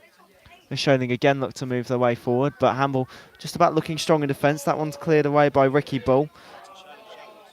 It was a very good challenge, Luke. Yeah, it was a great save. I think it was Owen Randall who just played the loose pass to Pete Castle. It's one-on-one with the attacker from Hamble. And if he doesn't make that challenge, you know, the referee's got a decision to make of if it's a red card. But he got a superb challenge, superb, and that's a goal kick. Sholing nearly got in the front foot there with Lee Ward trying to get around the back of there, but the ball was always going out of play. But that was a fantastic challenge from Pete Castle there, wasn't it? Goal saving, if anything. Indeed, so you know, I think again that just lacks a bit of tiredness there. You know, lack of concentration. Trying to get my words out, finally did. I've got the drum to put up with at the moment. There it is. I'll tell you what, can they beat Hamble? Oh dear. Bang, and it's in the back of the net. McLean now chasing the ball down the right hand side and is going to have to put up the competition of Malcolm Mason. Just about wins that battle. Dan Mason now under a bit of pressure from Mike Byrne for Hamble. That one will go back to Pete Castle again, being put under pressure a little bit, and that one will drop all the way back for Ricky Bull. And it was PJ McLean who picked up that ball, playing at centre back tonight for Hamble. Cleared away by Brad Snelling. Upfield, Dan Miller getting the header on. Pete Castle and Dan Miller going up for the same header there. Owen Roundel now getting that ball clear further. Cuthbertson looking to bring the ball up towards the halfway line. And again, Sawyer now looking to bring the ball into the middle. Here's Owen Roundel. And another ball over towards the left-hand side. And Jake Hall will chase onto this one. Can he keep the ball in his possession? He can do. Again, he's got Sawyer in support. And now Sawyer couldn't quite get onto the end of it. Hamble looking to clear this ball all the way over towards the left-hand side. Pete Castle will try and touch that one down with his foot. He probably should have gone for the header in the end. Clears the ball away. And now here comes Lee Ward down the right-hand side. Couldn't quite get there. PJ McLean just about slicing his clearance there. And the referee blows. Is he blowing for a foul, Luke? I have no idea what you just said there, Matt. I really don't know what you just said. You could have said anything to me, because that drum literally was so loud. Honestly. Well, I did ask, what's the referee pulled up for? Did you notice? Oh, no, I have no clue. I think, it was the coming together with Cuthbertson. It was a fair 50-50 challenge with the ball in the air, but I can't see. But I'm sort of just watching it as a Sholing fan tonight. Keep telling them, go, come wide, push left. I'm just, you know, I've got the bug. I've got the bug. So they say curse the commentator, but there's no way I'm being unbiased tonight. Well, we know who's covering for Sholing's half tonight. We've got Greg Dixon behind me, who's, of course, the secretary of Sholing. And Greg, we're going to get... Greg, it's been an interesting first half so far. Interesting to hear not many voices from Hamble so far. We've got the Sholing Ultras to the left. Do Hamble have a good fan base, do you know? Well, looking at the crowd tonight, it's good to see that the Abbey's fairly well packed here tonight, and goes to show that they've got a good community club here. Much like Sholing, really. So I don't think they've delved into the ultras yet, but there's certainly half hour gone. There's certainly some good little battles going on out there on the pitch, and obviously the one that's sticking out for me at the moment is Nathan Lynch and Dan Miller, and obviously Nathan Lynch, ex-Sholing player, played with Dan as well for a little bit. So yeah, it's good to see that the younger element of Dan Miller is holding up with the experience of Nathan Lynch, because he is deadly, you know, and if you give him half a chance, he'll crucify us. And Dan's really sort of keeping everything together really well. And obviously the other rivalry we didn't mention is obviously you've got Pete Castle on the field for Sholing, and his brother Chris is the assistant manager with Ben Neller. So there's certainly a lot at stake today, and it's really good that the game's high tempo. And I think what's pleasing, Matt, as well, you saw the game on Saturday. The extra day probably has helped the boys. They seem to have got a lot more energy out there today, and certainly entertaining for everyone that's sat here, even youngsters. It's really good to see loads of youngsters here tonight as well, because obviously they're the future of non-league football. Future generations of fans upon fans, and there's a saying that we always go, you can't beat non-league football. And I think this game again just proves that, as nothing really happened on the pitch while we were speaking to Greg there. But here comes Sholing now on the attack. We did actually lose a ball. That's the most interesting thing that happened. It was a shot from Malcolm Mason that blazed over the bar into the tree, and a new ball was required. So we're on 2 balls outside the ground for this evening. Of course, for those of you that don't know, we do play a little game here on our YouTube live commentaries of how many balls leave the perimeter of the grounds. The most has been 14 at the Universal Stadium. That was a couple of weeks ago. I'm trying to think of what game that was. It was the Havant game, wasn't it? It was the Havant game. It was last Tuesday. And of course, Sholing, that was the first game of their 3-match period within the space of a week. Tuesday, Thursday, Saturday. And you can do it on a game of FIFA because you've got a heavy squad list, but in a non-league, you can't really do so much. Well, half an hour played. Hamble 0, Sholing 0. Not really much to report on. Marv McLean has had an interesting chance early on in the first half for Sholing. Down the left-hand side, couldn't hit it onto his right.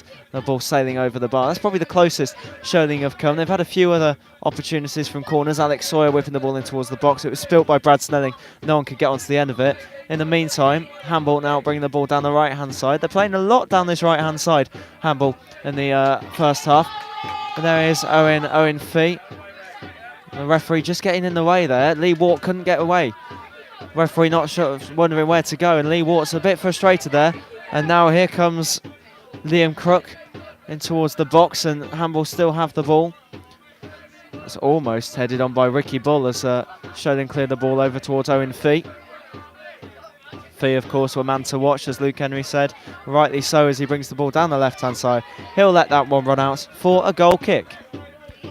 Yeah, nice little period of possession there for Hamble inside Sholing's half. Quite impressed actually with the way they're able to keep the ball and move the ball in quite close areas under the pressure from the Sholing defence, who are obviously so formidable. And the way they can switch it between both left and the right has been really impressive as well. So, do you know what? This game is not going to be as clear-cut as probably what we thought this evening, gents. Well, I don't know, because I definitely came into this game knowing it was going to be a local derby, knowing that Hamble have got something to play for at least. Not so much league position, because I think they're pretty much safe in the Wessex Premier League, but the fact that they could be the team to stop Sholing again from winning the league tonight by just scoring one single goal and keeping it at 1-0. And that ball has gone out for a goal kick. According to the referee, it came off a Sholing man last. Oh, I can smell food. That's making me hungry now. I can smell smell something from the cafe. You smell a bit of onion. Very nice smell coming from the cafe over on the far side. I must say, as we've said already, it's a very yellow ground, isn't it? Yeah. So first impressions of driving through the gates was it's very yellow. Maybe a red car stand out like a sore thumb. No, the goal nets are bright yellow. The stand is yellow and black. It's actually a very nice stand considering it's wooden benches. I think it's got that. It's again, every ground in the non-league is different. This ground's definitely got that. It's got a weird feeling to it. I don't know what it is. So it's a very nice, neat little ground. The one main stand, of course, covering most of the halfway line, and this side that we're sitting on. The dugouts on the opposite side, of course, as Gosney clears the ball up towards the halfway line. And again, Sholing just not being able to hold on to possession. And now Cuthbertson will pick this one up on the right-hand side. Again, misplacing his pass, though. And Randall will chase it, and Jake Hall coming back to get that on McLean. Randall back to Byron Mason, who's sitting back now, the central defensive role at the back for Sholing. That was up towards Dan Mason. And Dan Mason will try and control this one. Marv McLean might have to chase onto this one, and he will do. Gets a good touch with his right foot to keep the ball in his possession. Now looking to get the ball in towards the box. Shouts for Dan Mason to get in towards the box.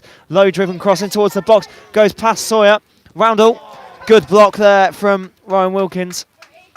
And Owen Field get this one clear. You thought the ball was going to just about trickle into the feet of Alex Sawyer. Couldn't quite get the ball out of his feet in the end. And now Dan Miller has got a bit of chasing to do. Ryan Gosney will pick that one up. Not really sure what happened there. That was quite funny. Ryan Gosney went to throw the ball out. It came off Dan Miller's head. And then Marv McLean was ready to chase onto it. Luckily, he managed to get there as well. And that one will stay in possession. Here is Alex Sawyer. Jake Hall now making the run in the middle. There's Dan Mason. Over towards Cuthbertson. Couldn't get there, and Owen Field intercept that one right on the halfway line. Now on the left-hand side. Played backwards for Hamble. And towards Owen Fee again. This time towards Wilkins, and Wilkins will collect this one. And Wilkins just bringing the ball back towards Jake Newton. Newton now making a small run down the right-hand side. And he's got Hall to get past. Sawyer now putting the pressure on Owen Fee. Owen Fee switched to the right-hand side. He's gone from the left to the right. Now he's down the middle, back over towards the left again. Very, very technical player. He knows where to play. He's been given a free roll by the looks of it this evening, as now Callum Kitcher plays that one forward and through. Dan Miller, a bit of defending to do. A very loose ball. That'll be cleared away by McLean into the path of no one. And PJ McLean picked that one up. Dan Mason just about chasing that one. He's done it a few times now, Marv McLean, down this left-hand side. I just feel like every time Marv McLean now gets the ball, Jake Newton is going to be a little bit fearful, because both times he's gone round him like it's nobody's business. He's gone driving into that box, gone round him, and I think he's going to need some support on that side, Jake Newton, going into the second half, especially when Marv McLean starts to take more and more chances. He's definitely, you'd like to think Marv McLean's going to have some success down that left-hand side anyway. Yeah, he's done very well, Marv McLean. He's just done very well with defending though, so he does look dangerous going forward. Yeah, I think just saying, go back to that for a last attack when McLean got to the edge of the box. Dan Miller put his head in his hands because I think he was gutted it himself, because he was stayed on the edge of the box waiting for the pullback rather than getting in the box where he should normally be. But yeah, you're right. It's a local derby. Actually, hasn't been many clear-cut chances which you get in a derby, but that hasn't stopped the fans getting in. We nearly got hit by the ball then. In the years of commentary experience that I've done, the closest was actually this season. I was doing a commentary for Halesoe in town. The ball hit the TV tower. I think it might have been against Stourbridge, the local derby. I can't remember for the life of me what game it was now. But the ball definitely hit the tower right in front of where we were. I think we made a point of putting it in the highlights video. Sholing now coming down the right-hand side anyway. I'm actually quite scared now. I don't want any of the equipment to get hit by the ball. That's the number 9 derby, isn't it? Yes. The number 9 derby, because the bus that runs between Halesoe and Stourbridge and then to Birmingham is the number 9. National Express West Midlands, for any of those of you that listen and enjoy your bus rides. Yeah, there you go. See, taught you well. Jake Hall now putting the ball in towards the box, and I'll tell you what, if someone was waiting for that, Dan Mason just made the wrong run. If someone else was making a run into the box, it could have been a goal for Sholing there.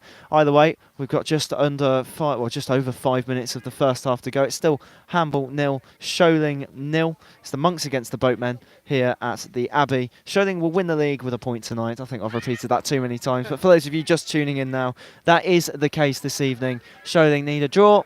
I'm sure they'd like the win, but they just need a draw to clinch the Wessex Premier League title. And of course, they'll hold that name with pride. As that ball rolls out for a throw to Sholing, came off a yellow man last. Hamble, of course, playing in their Oxford United kits of yellow and black. Yellow, black shirts, black shorts and black socks. Sholing in their changed kit, shooting right to left in their blue and white striped shirts, blue shorts and blue socks. Down the Miller gets this one to Hall on the left-hand side. Looks to find Lee Wart making the run. Can't quite find him, and Newton now will get this one clear in towards the middle. That one's over towards Owen Fee, again switching to the left-hand side and dropping back as well. He's not scared to go forward, he's not scared to drop back. Owen Fee, good all-round player by the looks of things. Sholing snap him up. Wonder what Dave. I do wonder what Dave Diper's actually thinking over on the half-time touchline for his half-time team talk. The ball goes in towards the box, and there's Dan Miller just about getting onto the floor. Volley from Hamble on the edge of the area. Hamble have had probably the better chances. It looks as if Marv McLean's gone down. It might be a hamstring injury. That could be a massive blow. And I was just saying, what's Dave Diper going to say at half-time? I'll tell you what, Marv McLean have to go off. We've got Brad Targett, Owen Royal, Bradley Norton, Jamie Bullpitt and Kevin Brewster on the bench. But, you know, it's not ideal for McLean to go off at half-time. No, exactly. Just been saying how dangerous he's been looking up and down. He's been very good going forward. He's been very strong defensively as well. And it's always a weird one, isn't it? When you see someone go off without the ball nowhere near him and just pull up, they know themselves it might be a hamstring injury. So we hope he can carry on. Well, someone that's watched Sholing obviously more than us this season is Greg Dixon, Sholing FC secretary. He's joining us on the commentary every now and again. Marv McLean, he's had a good season, hasn't he, Greg? Oh, excellent, and obviously he's got to carry the fact the rest of his life that he's obviously scored a winning goal at Wembley for the Vars. But 634 games I think he's played now, and absolute credit to him.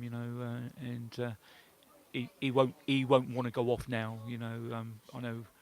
Which unfortunately he is, and so Owen Royal come on as natural replacement, but Owen's going to have to be on his guard with Marlon Mason. He appears to be on fire tonight. Everybody that's out on the pitch tonight, their spirits are really, really lifted tonight in both sides, and you just tell by the way the tempo of the game's gone, and might just be a little bit of rejuggling around, but Owen will slot straight in there. We've only got 5 minutes before half time, so I'm sure if we can stay 0-0 at half time, Dave will give them the right team talk, and we'll get back onto the game in the second half. So it might be a question that Hamble might feel they got the edge now with Marvin going off. He's been pretty crucial in the game here tonight, and he's put in some really, really good challenges. And again, it might be a little bit. It's a combination of the way the season's been. He has been rested in the last few games and everything, and played lightly because he has been carrying a knock. So it's obviously re-aggravated it.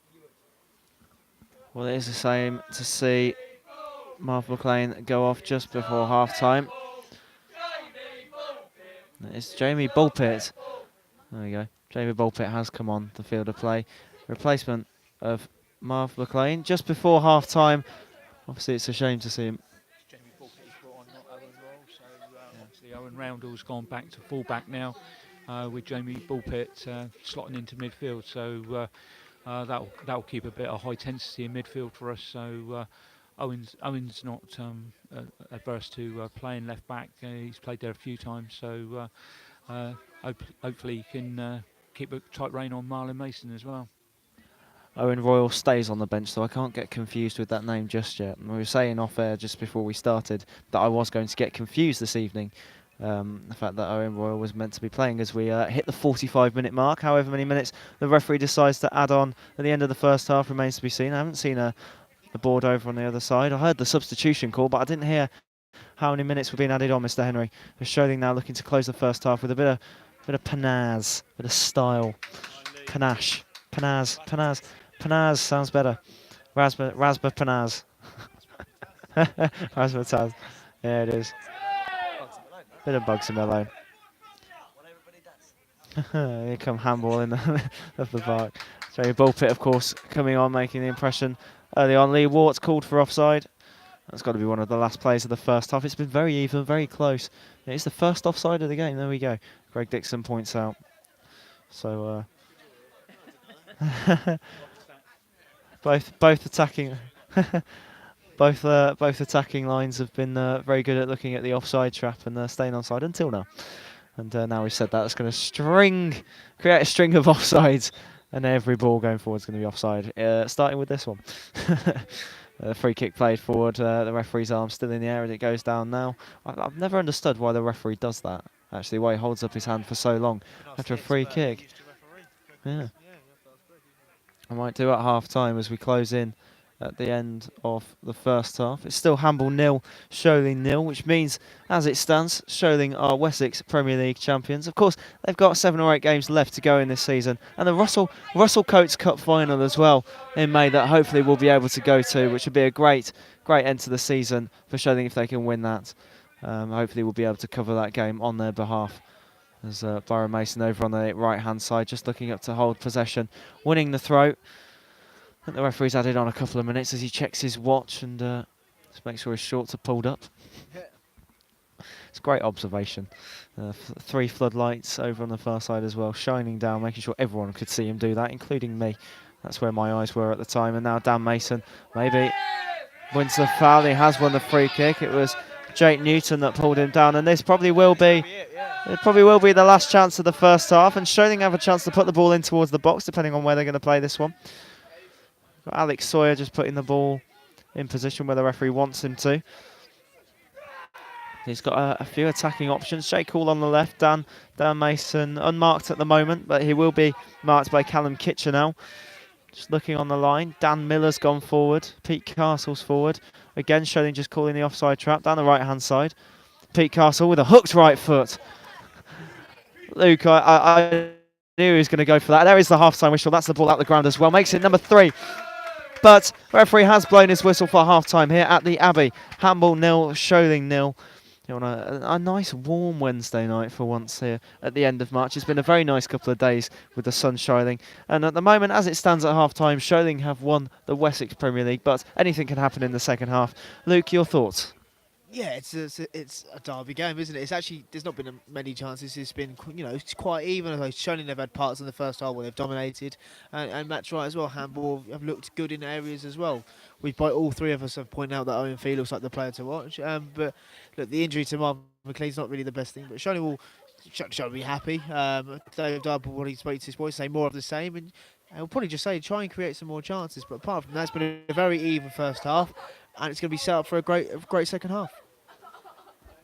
I can only echo what you just sort of said, Luke. Very even in both areas. I would like to see some more chances though. There's been a lot for the fans to sort of be getting on their feet and going, ooh, nah. There's not been enough of that so far this first half. I'd really like to see some more shots of. Obviously, Lee and Dan have been quite quiet. They've not really created much themselves. Yes, that loss of Marv McLean is not the best thing in the world, but Sholing have proven time and time again they've got the depth to be able to replace it and be absolutely fine. And Jamie Bulpett, I'm sure, will do a great job in the second half. Some news coming in from elsewhere. Chelsea women have reached the Champions League semi-finals with a stoppage time goal securing a 3-2 aggregate win over PSG women. Well done to them. There you go. Chelsea are doing something right for once. But you wouldn't know, Matt, because you're an avid Liverpool fan, as far as we're aware. A Van Dijk fan and a Liverpool fan. So Chelsea is irrelevant to you. Anyway, we're going to take a small break for half time so we can stretch our legs, get a drink, get a cup of coffee, have some food, and then we'll be back with you for the second half here at the Abbey. It's Hamble 0, Sholing 0.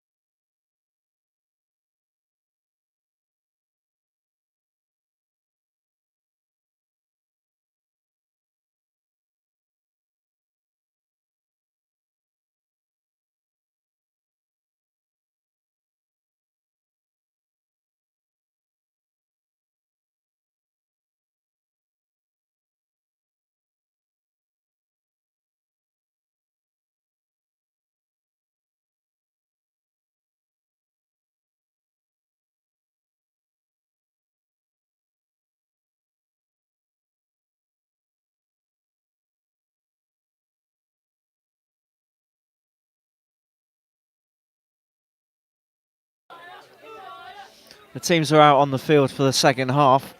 I'm back in position. Greg stayed in position. Matt Ogley and Luke Henry, however, have completely disappeared from the ground. I wonder where they've gone. Keeping an eye out to my left to see if we can spot them. In the meantime, the second half has begun. There's Greg's going to come and nick Luke's spot and join me. I don't know where they've disappeared to. It's very professional of them indeed for them to be over there. They must be listening now. Standing in the queue ordering a burger. Sholing getting off to a great start already. Lee Wart down the right-hand side, winning a corner. The ball being deflected off Ricky Bull. I can't see them at all. Well, I did text them. I just want a coffee. I'm not sure where they've disappeared to. At this rate, they're turning into spectators. They're going to be celebrating the goal. We'll see them on the pitch in about 5 minutes' time. Either way, Jake Hall is going to be the man to wick this ball in towards the box. It's a good floated ball in towards the box, and it's punched away by Brad Snelling. And Hamble will try and get this one clear as Byron Mason now picks up the loose ball over towards Jamie Bulpit. That will sail out for a throw to the visitors here, the Boatmen. The only change at half-time, of course, just happening before half-time. Marv McLean having to go off with a suspected hamstring injury. Jamie Bulpit coming on. And that was on the 44-minute mark. Apart from that, both teams are exactly as they were, and I'll run through them in just a moment as that ball drops out for a throw. Sholing now shooting left to right in their blue and white striped shirts, blue shorts, blue socks. Hamble in their yellow and black shirts, black shorts and black socks. As Luke Henry described in the first half, it's Oxford United against Kilmarnock. It must be a pre-season friendly if that's what he's thinking of, because I don't think those two teams would ever meet unless it's a Europa League clash again. And we've got a player down for Hamble at the moment. And Sholing started the second half very brightly, Greg. Yeah, it certainly is. And obviously we've got a break in play with the injury to a Hamble player at the moment. I would think the team talks in the dressing room at half-time were quite interesting, and also we spoke before the game, during the first half, really about how well attended it is, and to have 246 people here watching the game tonight is credit to everybody in the community, whether that be Sholing or Hamble. I wouldn't like to split the crowd as to what the percentage ratio is. Sholing are certainly making all the noise, but I would imagine there's quite a fair split of supporters, to be fair. So. Well, I can tell you we've spotted a Luke Henry and a Matt Ogley. We've spotted them nice and clearly. They're over towards the left. Apologies if you heard any language there. Not sure how broadcastable that was, how audible it was, but we do apologise, and of course we don't condone any of that. Lee Wart down the left-hand side. And that one will go out for a throw to Hamble. So good job we're not covered by Ofcom on this live com tonight, otherwise we might be having a few words from them in the morning. Matt Ogley and Luke Henry just walking down the touchline. They've got some mugs in their hand, and I'll be mugging them off very shortly when they do finally arrive. Dan Miller clears that one away. Hamble putting the pressure on the right-hand side, and again moving the chains forward, so to speak. Again, a lovely ball nodded forward from Jake Newton, and now Sholing can try and clear it away. Byron Mason trying to get the ball out of his feet, trying to win the foul, and then there's no foul there. Owen Fee will pick up the ball, again twisting and turning. Will he get the shot away on his right?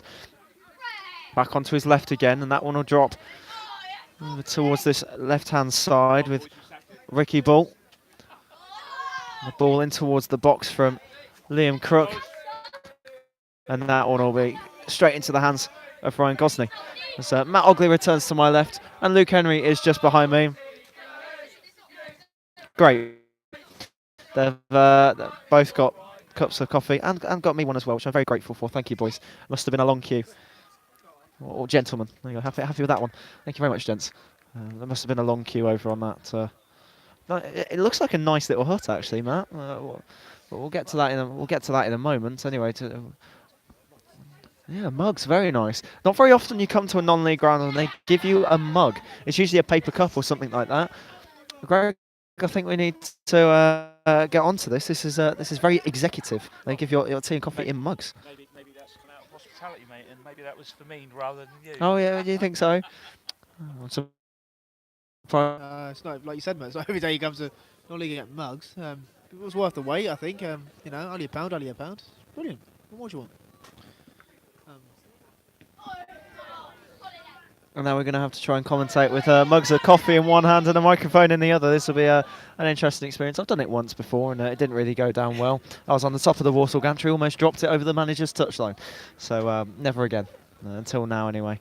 Let's see what goes on as Fee tries to get the ball under control for Hamble. And now Sawyer will clear this one to Cuthbertson down this right-hand side. Another thing we've got to be careful of is the ball coming over towards us. Now I've got both hands full at the moment. Speaking of, down the right-hand side towards Lee Wharton into the hands of Brad Snelling. Again, Sholing just getting themselves back into the second half. And a noise coming from the left of me is the Ultras. Matt, while you were over there getting the coffees and sorting them out, very grateful actually for it. My voice was starting to go at half-time. Young kids next to us on the left, they were singing Tainted Love, lyric for lyric. Considering that song was back in the 80s, we've got millennials now. They were singing Tainted Love word for word. I couldn't believe it. We had 3 lions on the shirt. It's coming home. Tainted Love, a bit of Wonderwall. Great. Not only were they singing, they were actually dancing as well, weren't they? So even Matt threw a few shapes out here on the concrete as well. I might have thrown a few. Anyway, Sholing got a bit of defending to do. That one's in towards the box, and now Cuthbertson's going to have to try and clear this one away. And Wart will knock that one down for Sawyer. And Hamble just trying to get the ball in towards the attacking half themselves. And again, it's an easy clearance for Sholing up towards the centre of the park. And now Jake Hall will pick this one up, dispossessed, and it'll be chased back by Jake Newton. And again, Sholing just starting the second half the way they did the first half. And now, seeking off though, here's Liam Crook in towards the box. And Malcolm Mason actually with the shot in the end. And it's dropped back for Ryan Wilkins. Goes down and wins the free kick. And Hamble, out of nothing really. I think they hit each other and the referee has awarded a free kick. Matt, what do you see on that? Well, the Hamble player's gone down. I believe it's Malcolm Mason who's gone down. But from what we could see here on the touchline in the commentary area, Hamble players have connected with each other. They've clipped each other. And the referee has appeared to give a free kick against Sholing in actually what is going to be quite a dangerous area. But in regards to that chance just there for Hamble, Ryan Gosling did very well. He got out early, he made himself nice and big. But it's a different start for Hamble this second half. They've come out and they're causing Sholing a few problems.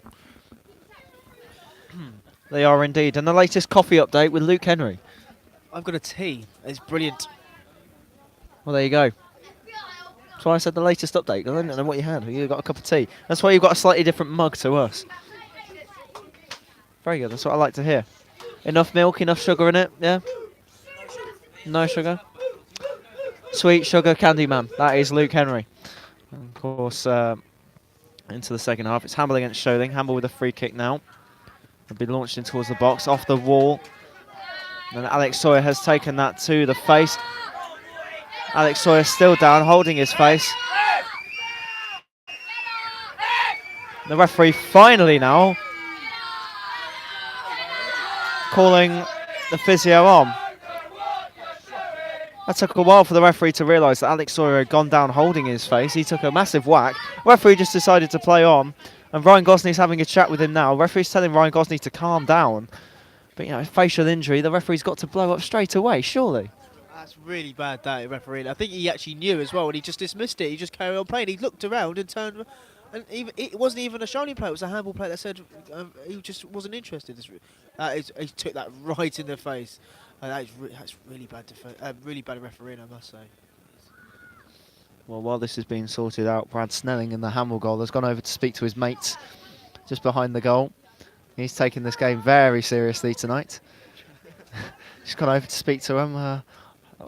What do you think they're talking about? Are they talking about what they're having for tea tonight? I think they just sort of said, yeah, good game, isn't it? Yeah, it's all right, mate. Yeah, it's a decent game. But I've got to say, that was absolutely horrendous refereeing there.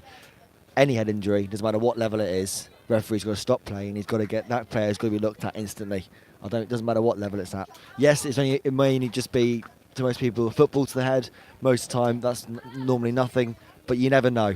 And looks as if he's back on his feet, Alex Sawyer, so hopefully there'll be no real damage. But referee, really should look at himself after that. That was not good at all. Well, Greg, you'd know. The referee made a mistake there, obviously, seeing the player go down, holding his face. Or, because he did look behind and see Alex Sawyer go down, or did he not think it was that serious? In my opinion, obviously the noise from the crowd as well would have told you as a referee there was something wrong. Also, the assistants could have worked together because he was running towards the assistant on this far side here in front of us, and he did glance behind him quite rightly. And Alex, to be fair, when he took the hit on the head, he did move to start with, and then it looked as though he probably lost consciousness. But Matt Ferris, the physio, was wanting to get on really, really quickly, and it was good to see that Matt actually kept him down for quite a while without him letting him move. Obviously, to check that he didn't have an issue with swallowing his tongue or anything like that. But obviously, Alex is sort of back up and running now, so I'm sure he'll be feeling that. And in a couple of months' time, he's got his wedding, so I don't think he'll want his facial features damaged too much. His fiancée's here watching, so I should think she was pretty worried. But we can reassure Emily that he looks to be back to normal out there, and albeit a little bit groggy, I think. But Hamble are just getting on top a little bit at the moment. It's sort of disrupted us a little bit. They've come at us a little bit quicker in the start of the second half, and obviously I would imagine Ben Neller's obviously asked for a bit more intensity and everything, and he's certainly getting out of them, and they're putting us under pressure a little bit. But as long as we don't sit too deep, I think we'll be all right. So it'll be interesting to see. The referee's just awarded a free kick in favour of Hamble, definitely on the front foot, taken quickly towards Owen Fee. Goes down, referee waves play on, no foul given at all. Sholing fans happy with that decision rather than the other one earlier on. Lee Watt trying to chase this one. That'll be cleared out by PJ McLean. Shouts from the Hamble players. Why wasn't that a foul, ref? Referee obviously didn't deem it at all. So this one's back to Pete Castle, who almost lost possession. Back to Ryan Gosney in goal for Sholing in those purpley black shirts. Purple shorts, purple socks. That they go straight up towards Dan Mason and straight into the arms of Brad Snelling. Yeah, I mean, if referee's not going to give anything there, he should be actually giving something against Hamble for diving, really. So if he's going to make that decision, he's got to make it strongly one way or the other. Otherwise, players will just keep doing it. But yeah, Sholing are yet to really get themselves into this second half and get that crucial goal that will give them the league title. Obviously, as it stands, they still are going to win, just the 1 point. But they want to do this in the right fashion, and they want to do this with the 3 points. I said to Greg again over half-time, will there be a small pitch invasion? What the celebration's going to be like regardless. Sholing won't want to play out for the 0-0 draw, despite the fact that the point will give them the title. They obviously want to go and score the goals. They want to win the game, but they're being given a very, very good game by Hamble, of course. It's a local derby here at the Abbey. It's still Hamble 0, Sholing 0. As it looks as though the youthful Hamble fans are having a bit of a touchline fight right in front of us. And again, that's cleared away down the touchline for a Sholing throw. This near side, the referee just indicating for a substitution. And it is the home side making the substitution. Malcolm Mason will be coming off. Roy Anderson making his way on. Oh, maybe we'll see a Roy of the Rovers. Roy of the Hamble? No? Roy of the Hamble, Roy of the Rovers. Substitute, if I've got that right.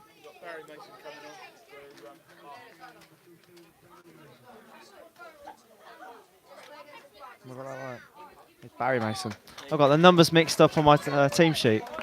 Right, very soon, Mr. Ponter, you're not going to be able to look at this team sheet anymore if you can't read the numbers and the names next to them, okay? It quite clearly says there, 14, Barry Mason has just come on, for those of you who aren't clear. It's Number 14 has come on, Barry Mason. Well, Lee Wart up the other end making his way through. Referee has indicated for something. And Lee Wart's gone down along with the keeper, Brad Snelling. Number 1, Brad Snelling. Just making sure that's right. The mistake was the team sheet was weirdly written. That's my excuse. There is no excuse, of course. Barry Mason coming on for Malcolm Mason. And again, physios just making their way onto the field of play. And we've got another stoppage. It's a very interesting start to the second half so far. Both sides getting right into the thick of the action. Just keeping an eye on Byron Mason and Pete Castle, having a bit of a talk. Dan Miller as well. Just hoping that Lee Wart's okay. Wanting to pick up, of course, his and Dan Mason's 100th goal between them tonight. Whether that will happen, I'm not sure at the moment. Just trying to see over on the right-hand side what's happened to Lee Wart. Physio's just holding on to his leg, I think. It looks as if he's in a bit of pain. The keeper as well took a good clattering. And Dan Mason's over there as well. Just keeping an eye on things. The referee's got the ball in his hands. It looks as though Brad Snelling is going to be able to stand up in just a moment. As bad as it is, Matt, when the keeper goes down, it's an excuse to get some shots away because he's just gone down with a bit of an injury. He'll be a bit fuzzy, a bit lightheaded, may have taken a knock, and not in Sholing's best interest, of course, but get some shots away now, do you think? Anytime a keeper sort of goes down either side, you always instantly think they're going to then lacking a little bit of confidence. They're going to want to get that early save under their belt, get the ball in their hands again. They're a little bit unnervous. Yeah, quite right. Sholing will want to test him. He's not been tested enough though. All night so far, Brad Snelling. He's not been tested. They need to get some more shots off. It doesn't matter if it's from distance. Just test him. You never know. We've seen this pitch is bouncing actually in certain places, even though it does look really, really flat from where we're sitting. You can see when the goal kicks have been taken, that ball's landing. It's fizzing up. It is fizzing up. So they need to take some chances, Sholing, and actually test Brad Snelling. But as it stands, both players are still receiving treatment. They're both sat up though. Don't need to be in quite so much discomfort as they were a couple of minutes ago. As far as we can see from the bench, nobody's appearing to warm up and be ready. So it does look like both will return to their feet and carry on playing, I believe.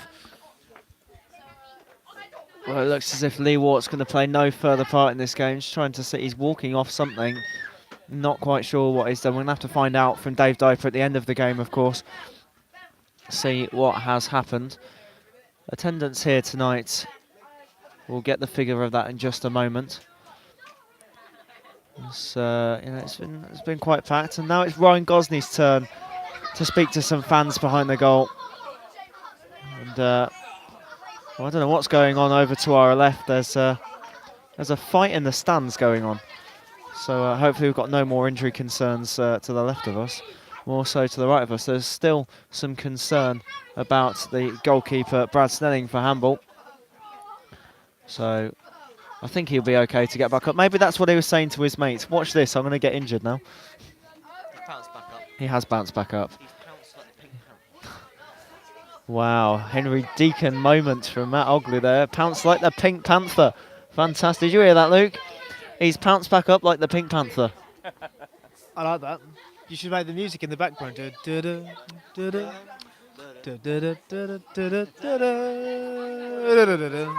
back up. He is back up. For a moment there, I thought this was... it's meant to be Sport on Sonar, not Pink Panther on Sonar. So, maybe that could be one of our new intro songs for the Saturday show. Maybe we'll get it on the system. The situation we've got here is really strange because obviously both players have been injured, both players have been treated. However, the goalkeeper's been allowed to stay on the park, obviously. Lee has got to go off. To me, the FA needs to look at situations like this because there's an unfair advantage at the moment, you know. And obviously Lee can't come on from where he is. I think Brad Snelling's just done the right thing really by kicking the ball out of play to allow him to come on. But, it's something the FA should be looking at, I think. Indeed so, but I think the goalkeeper's got a little bit of leeway in the fact that he can come back on, because there's no one else that could step in goal for him for that brief moment, unless you put a centre back on the line and allow him to use his hands for 5 seconds. Like you said, Greg, it's a rule that needs looking into again, as always. But they both could have started on the field together, even if Brad Snelling took the goal kick like he did and just cleared it over the halfway line and sort of had the game start back in a neutral place would have been fair for both sides, really. You only have to look at other sports. I use this example a lot in ice hockey. If there's an offside ruling that's not quite in favour, they have certain positions on the rink where they do take these face-offs, and maybe that's what could be introduced into football in years to come. I'm talking about 10, 20 years time probably, if the FA finally, or if the world of football and FIFA get their act together for situations like that when there is an injury. Instead of kicking it back to the keeper, just have a point on the halfway line where you can do an old drop kick. Obviously, the referee tonight is being observed as well. We've got the observer sat behind us. It'll be interesting talking to him after the game what the take is. I did my spell as an observer, and obviously the rules were slightly different then about players going off when they were injured. So maybe it's something everybody needs to look at a little bit to make sure it's a little bit fairer on everyone.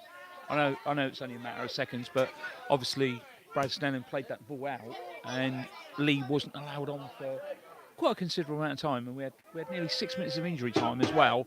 So you'd like to think that the referee would get the game going in a fair play area, but that's only my view.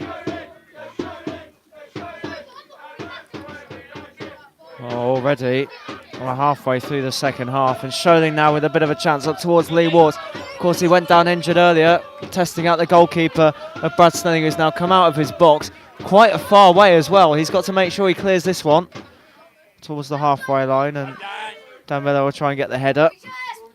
Nathan Lynch now turning onto his right foot, gets the shot away, rated straight into the hands of Ryan Gosney. Again, a shot on target for Hamble, but Ryan Gosney in a great position to catch that one. Good keeping. Yeah, it was comfortable keeping there, but the good keeper at the other end as well. Good ball from Dan Mason, trying to find Lee Walk, just slightly too heavy. But the game is just about to open up. It's starting to, it's going to be a little bit end to end now as we approach, the latter part. It's midway through this second half. That's the way we like to watch football, especially at any level. We like to see it open and exciting, and that's what we've seen today. It's been an exciting 0-0 to watch so far. As it stands, Sholing are Wessex Premier League champions, but that could all change if Hamble put the ball in towards the back of the net. Or if Sholing take the lead, then it's all but certain. Down towards the right-hand side to Byron Mason with a lot of pressure from Ryan Wilkins. He manages to clear this one away straight to the path of Jake Hall, though. Jake Hall on his left foot. Back again. Mason! And Brad Snelling gets down to his right to pick up the ball in his hands. Dan Mason just dragged his shot there. Well, it's a total hospital clearance there from Hamble, putting the ball across the box. Falling to Bullput, falling to Mason, gets a shot off. Snelling does well to get down, but in the end it's a fairly comfortable save. It's the closest Sholing have really come so far this second half, and you'd like to almost say it's coming against the run of play. Hamble have been on top the last 5-10 minutes, creating the chances and testing the Ryan Gosney. Well, here comes Sholing again up towards the middle of the park. Roundel over towards the left-hand side now. Again with Bullpit. Here's Jamie Bullpit over on the left-hand side, bringing the ball back towards the halfway line. All the way back, in fact, to Pete Castle at centre-back. No, right centre-back. Towards Lee Wart, back to Dan Miller. Dan Miller over towards the right-hand side, headed on by Pete Castle, who's made his way forward. Dan Mason now. Bring the ball down this side. And Byron Mason's going to chase this one over with Owen Roundel as well. Over on the right-hand side now with Callum Kitcher. And that one's gone out for a throw. Has that one gone out of the field of play? I think it has done. I think we'll mark that down as number 4. I've not really been keeping an eye on how many balls have gone out of play. So we'll definitely mark that one down as number 4. There we go, as the pen is retrieved from the ground below me. The ball still in play for Hamble, and again Owen Roundel just about clearing that one away. And Sawyer will try and pick up the loose ball. And a challenge there. The referee, he has given it in Sholing's favour. He's just pointing at the spot where I think the referee was pointing at the spot where he wanted the free kick to be taken, but it confused the players because Sholing thought he was actually giving it to Hamble. Yeah, he could have done. Might even have been a goal kick. I don't know. I don't really know what the referee's doing in the second half. He's not been very good, has he? But I don't know. Obviously, I don't know what he done there, but it's a free kick showed him. I did get confused, a little bit confused, and he's pointed to his right-hand side, which must mean it's a Sholing throw, unless I'm missing something now, and he's making up the rules as he goes along. We're not quite sure.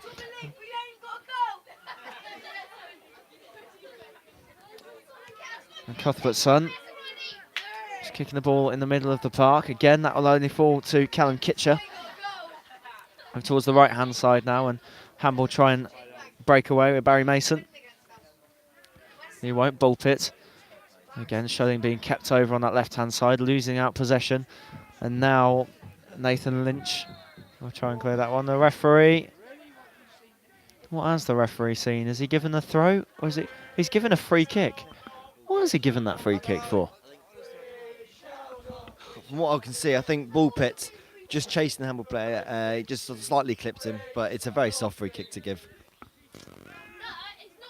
Indeed it was. And the free kick will be played in anyway. Over on the right-hand side, floated in by Mason in towards the hands of Gosney. Gets the punch away, and again, Sholing player down on the edge of the box. Referee this time, finally calling a free kick. How many are down? Ryan Gosney's gone down, took the punch. Who else is that down for Sholing? On the penalty spot, I thought. Yeah. Nathan Lynch was down, got back up again. Looks as if it's Dan Miller, just on the floor. I don't think he's been troubled. Just took probably a knock from Gosney's punch, and the ball was cleared away and just fell over. A bit of skill from Owen Fee in the meantime, doing a few keepy-uppies. Messes that one up though, to the delight of the Sholing fans. He managed to balance the ball on his head. Here we go again. Left boot, right boot, left boot, right boot, left boot, right boot again. Onto his shoulder, into his hands. That's a handball. That's a free kick, surely. And that's probably the best action we can describe at the moment. Over on the touchline, Pete Castle's gone over to have a word with Dave Diper. Wonder what they're talking about. Alex Sawyer's over there as well, just grabbing some water. I wonder what Dave Diper did say at half-time. Was it a case of 0-0's not good enough, we're going to have to go for it in the second half, or is he just playing this cautiously? I don't think he'll be cautiously. He'll be wanting to win this. They want to win this. They want to win the league, as I said, in the right way. With the 3 points, with a 2 or 3 goal lead, perhaps. They know they've got the quality to do it. But what I do notice about Dave, and every time I've seen him, he's not a particularly animated character on that touchline. He always seems to be very calm, collected, really composed. Never seems to look like he's under pressure or anything. But yeah, Sholing just need to keep testing, personally. Hopefully that goal will come. Well, for Sholing's sake, let's hope so. Hamble have given them a very good game so far. I think every team that have played Sholing this season, right from the off, have given them a very good game. Lee Wart's gone down in the centre of the park. It looks as if he's struggling from picking up that knock earlier with Brad Snelling in the penalty area. In the meantime, Dan Mason down the right-hand side under a bit of pressure from Ricky Bull. Dan Mason still in possession, trying to get the ball in towards the box. Knocks this one back to Bullpit. Back again over towards Byron Mason. And towards the centre third. Bullpit forward towards Dan Mason. Switching it onto his left. Jake Hall now trying to get the shot away. Left-footed pass over towards the left-hand side.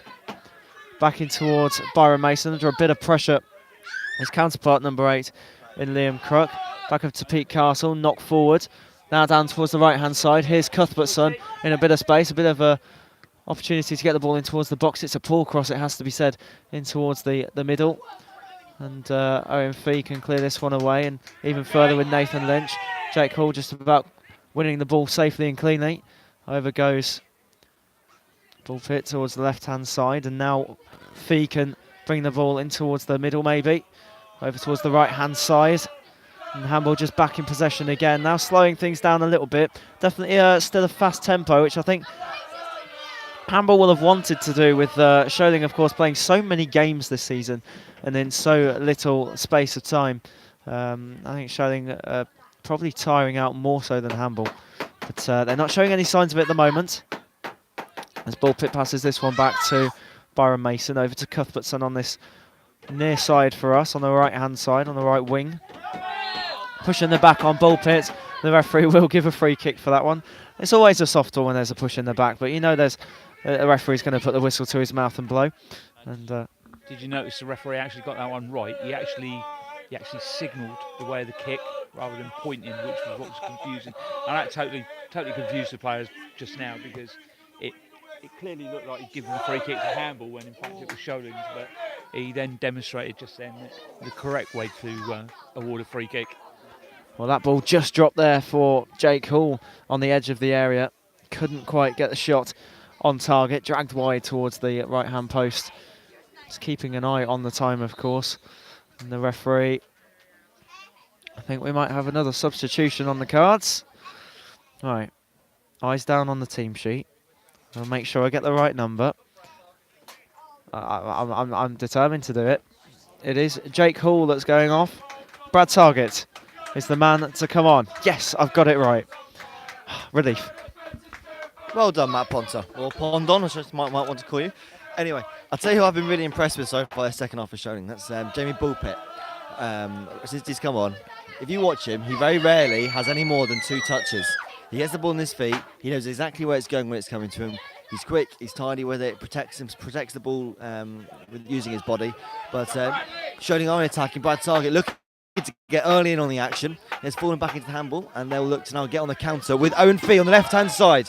Byron Mason look to clean up and pass it back to Gosney, who will recover the ball and just clear that up pitch towards Dan Mason and Brad Targett. Hamble clear back up the pitch.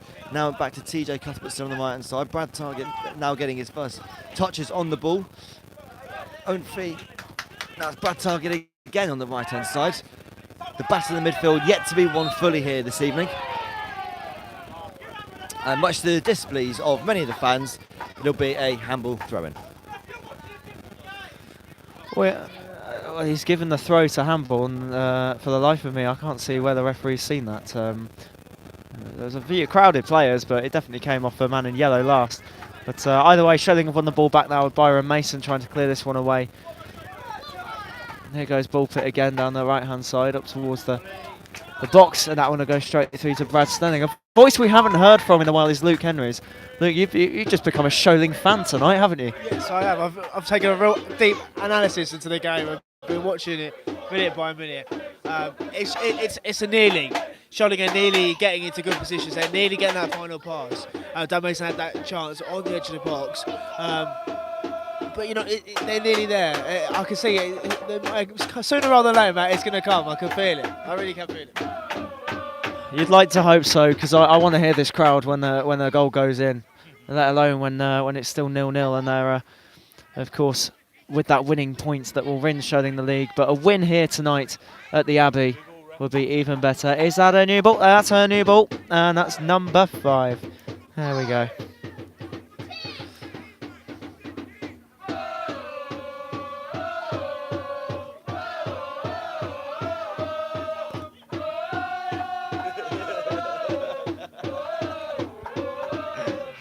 I'm just going to let the fans do the work for me tonight, so I'll have a bit of a break. That was a very good, very well sung Sholing chant. The Ultras are, of course, in fine voice, travelling up and down the country. And most of them went up to Northwich Victoria in the FA Vars. An unfortunate result for Sholing in the end in extra time, but a valiant performance all the same. As Byron Mason passes this one back to Ryan Gosney. And as it stands, Sholing are Wessex Premier League champions. There you go, just the Premier League champions, really. Pretty much the same thing. Wait for call-ups to the England squad. Gareth Southgate, are you watching? Are you listening? The referee giving the free kick in favour of Hamble. I don't even know if that was the spot where the free kick was meant to be taken, but all the same, down towards the right-hand side now, floated in towards the box. It was actually fizzed across, and Dan Mason just couldn't get onto the end of that one, and Ball Pit will chase this one. And the referee's given a free kick. Again, soft free kick there. It was even a foul. I don't know what he's giving that for. That's really Dan Mason just turned away. He didn't even use a half attempt to get the ball. I can't believe he's given a foul for that. That's really not good refereeing. Not a foul. Not a foul. Not a foul, says Luke Henry. My concern is I think the referee gave it because he's actually looking for a little bit of time himself. He appears to be struggling this last 15 minutes of the game. He's been taking some serious deep breaths there every time he gets the opportunity. So he's obviously flagging a little bit rather than the way the players are not flagging. You know, they've kept this high intensity up for well, we've got about 10 minutes left plus whatever 6-7 minutes injury time maybe. So he's still got to perform out there, the referee, and I think that's maybe why he's got one or two of his decisions actually incorrect. Like I said, it'd be interesting to see what the observers thinks about his performance tonight. Bit of work to do on the training ground for him for his next game, as we always say. But I can't go without saying there's always that worry that we're going to run out of referees and assistant referees in the country. But we are really thankful for the fact that they do spend their evenings coming down to cover non-league games. Of course, we've seen it in Sunday league games where they've been called off because of no referee. In the meantime, that one's gone straight through towards Brad Target, into the back of the net. There it is. There's the goal.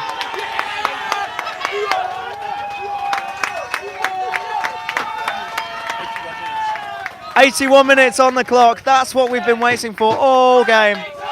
Brad Target, fantastic ball played through. Shouts for offside. Oh, what a finish into the bottom right-hand corner. And it's Sholing 1, Hamble 0. Incredible scenes here at the Abbey. Brad Target, ball comes over the top. It's almost out of nothing. First time finish on the half volley. Bottom right corner. Brad Snelling doesn't have a chance. And the crowd has absolutely erupted here at the Abbey. Luke Henry standing up, he can't believe it. I said it was coming. That's why they're top of the league. Goals like that, what a finish. And that's why they brought him on, because he scores goals, Brad Target. It is honestly a great header from Lee Ward, and it's an absolutely great technique. The volley, great goal. Look at that. That's really quieted the handball fans down a bit, hasn't it? It has indeed, and now we've got competition with the Sholing fans. I'm just going to write that down on my team sheet. Brad Target has scored in the 81st minute of the game. 9 minutes plus stoppage time then for Sholing to hold on to a 1-0 lead. Maybe make it 2, maybe make it 3. We don't really mind at the moment because Sholing are going to win the league. As you can hear to the left, I think. I'm not sure. There's been rumours that they could win the league tonight. I don't know how much you know. I've got it written on the top of my sheet here that they can win the league with a point tonight, but no, we're not going to dwell on that. They've got 3 as it goes at the moment with 9 minutes to go. And they're not showing any sign of stopping. Cuthbertson across the back to Pete Castle. The atmosphere building here at the Abbey now with the away fans in full voice, and that one will be cleared out of play for a throw as a Hamble player is down on the halfway line. I'm just going to let the Sholing fans do their job.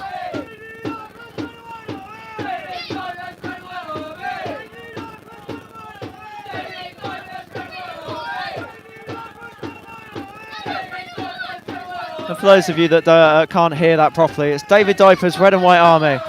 What a fantastic achievement it is this season. For Sholing, I've only lost 1 game. That was at home to Arisford on Saturday, but that will be in the back of their minds. Dave Diper over on the touchline. No emotion at all at the moment from Dave Diper on that touchline. I mean, I can't really see what's going on in touch. All I can hear is David Diver's Red and White Army. That's the longest chant I've ever heard. It's brilliant. I know the blue, but it's brilliant. Look at how long that's going on for. That's been 2 minutes. I think even the Hamble fans have started to get involved. He's shaking it up now. Just come on, but I don't know who the injured player was.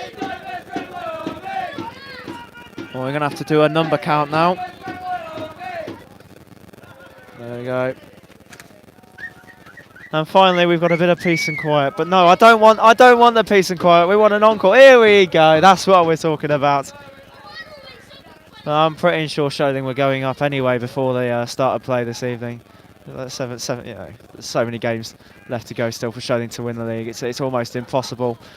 But Hamble's still on the attack now in towards the box, and Sholing just about managed to clear that away over towards the right-hand side. It will be a throw-in. Jake Newton will throw this one in quickly. And of course, there has been a second substitution with Ben Kemplo coming on. Over on the right-hand side again, towards the substitute of Barry Mason. Keeping the ball in play. It has all gone quiet. I've just got to say, throughout the whole game, Brian Mason has been absolutely fantastic in midfield. Honestly, it's a captain's performance. He's been absolutely everywhere, covering every blade of grass. He's just been thoroughly impressive all evening. Kept a close eye on him, and he's been absolutely outstanding. And just then, another great bit of tracking back and a great bit of defending. But he has been brilliant tonight. Well, I was going to ask you very shortly on who your man of the match is. I think we know who yours is, Luke, anyway. Matt Ogley, we'll go to you first, well, second now, because Luke's given his away. Your man of the match for this evening, if he for either two. Do you know what? I'm going to be a little bit controversial. I'm going to go with Hamble's own Fee. I've actually been really, really impressed with him. The way he's covered, just a bit like Byron Mason, he's covered every blade of grass. When he gets the ball at his feet, he's fantastic with it. He's turning, he's twisting. He's shown a lot of attacking prowess, driving into the right areas. But yeah, my man of the match this evening is going to be Owen Fee for Hamble. Nothing controversial about that at all. He's had a very, very good game, despite the scoreline, of course, with Sholing being 1-0 up as we enter the final 5 minutes of play. Hamble still making their way forward now. We'll get Greg's man of the match in just a moment. Just waiting to see what Byron Mason does with this one. He clears it away, only into the path of Ricky Ball. Hamble still pushing forward, of course. This is a local derby. There is a lot at stake to play for. A lot of local pride around here. Sholing at the moment still leading. Hamble have given them a very, very good game indeed. Over on the right-hand side now is Nathan Lynch. I'll tell you what, the Sholing fans are not stopping this evening. It's a credit to the club. And again, it looks as though PJ McLean was going to take a shot then, and his own man got in the way, and that one's dropped now for Emplo in towards the hands of Ryan Gosney, who will take his time with this one, which means I can go over to Greg. Greg, your man of the match for this evening, please. Man of the match for tonight. Yeah. I've got two really, two key players. I think Dan Miller's had an awesome game against Nathan Lynch. I spoke to you earlier on how clinical Nathan can be, and I think Byron has just marshalled the midfield. That's it. Totally led as a captain should lead, you know, especially after his disappointment on Saturday evening. He was probably one of the most disappointed players out of all the players with the defeat on Saturday. Well, there's a shot there from Bullpit, just fizzed wide. I think it took a deflection, and Alex Sawyer's just going to run over and take the corner. Might as well go home. Nothing everyone wants to say to see Sholing win the league. Can I change my man of the match to the fans? Does that count? Well, the 12th man. And changes to the 12th man. So you're giving it to Brad Target then, the 12th man, as Sawyer puts the ball down on the corner spot. He's going to play this one in with his right boot in towards the box, up towards the keeper again. It drops again for Bullpit. Target on the edge of the area. I'll tell you what, he's taking the audacious shots on the edge of the area. That's what we like to see, even at this late stage. Bullpit now trying to win the ball back. He has won the ball back, trying to put the pressure on, and that one will just stay in the middle. But here come Hamble down the left-hand side now. A dangerous attack with Wilkins, but Cuthbertson wins the ball back nice and comfortably. Target just linking it with Byron Mason, running the ball forward. Sholing aren't done here as we approach the end of the second half. How many minutes will be added on? It remains to be seen. So there'd be quite a few for the injuries we've had in the second half. But again, that's down to the referee's decision to add those minutes on. Bullpit knocks that one down to Cuthbertson, down the right-hand side up towards Dan Miller. Down Mason. Mason chasing this one again. Almost wins it off Brad Snelling's clearance. Lee Watson's picking up that injury. It seems absolutely fine now. That one's over the top. Pete Castle will lift that one away. No goal for Pete Castle so far this evening, as Luke Henry said at the start of the game that he might actually score. He can't hear me at the moment, and Target's won this ball. He'll let that one go out for a corner to the men in blue and white. They'll take their time on this one as we do approach the 90-minute mark. Referee just checking his watch. How many minutes is he going to end on? I tell you what, I mean, you mentioned earlier on about the fact that the intensity was maintained very, very high, even throughout the second half. Obviously affecting Sholing a lot more than Hamble because of the congestion of fixtures. But I tell you, he made a difference since he's come on, that's Brad Target. He's taken a lot of the flack of the struggling legs out there, like Lee Wart and Dan Mason. He's been a burst of energy, driving at the Hamble defence, and he's been nothing but a terror. Anyway, we've got a Sholing corner here. Swerves in, falls to the edge of the area. Brad Target tries to get the end of it again. Now, ball pit. Put it down the line to Brad Target again. He's still in possession, Brad Target. Pass it on to Lee Wart. Looks to play ball inside. He finds Pete Carsey. He plays it now up to Brad Target. He tries to get ball into the box. It falls to Dan Miller. Still in the box here. Ball pit on the edge of the area for Sholing still. And Hamble managed to defend and clear, and the ball will go out of play for a Hamble throw-in. Indeed it has, and again Hamble cleared the ball upfield, and a very high boot from Cuthbertson, almost hitting the face of Nathan Lynch, and that one will go all the way through to Brad Sterling. Should have gone to Specsavers. That quote doesn't really make sense. Greg looks as if he's been to Specsavers. I do like your glasses, Greg. Very nice. Very nice indeed. Hamble still with a chance to get the equaliser and dent Sholing's hopes of winning tonight, but of course the point will do to win the league. Almost. It's almost official. And that is a throw to Sholing on the far side. I don't think the nerves are picking up yet. Sholing have done their job tonight. Obviously, they only needed that draw, but they've gone on and scored the goal. They've got the 3 points as it stands. They've got the win. And well, this is going to be a very, very fun full-time whistle when we do reach it. Referee putting the whistle to his mouth, maybe not quite yet, maybe he's just having a bit of a breather himself, wiping his nose.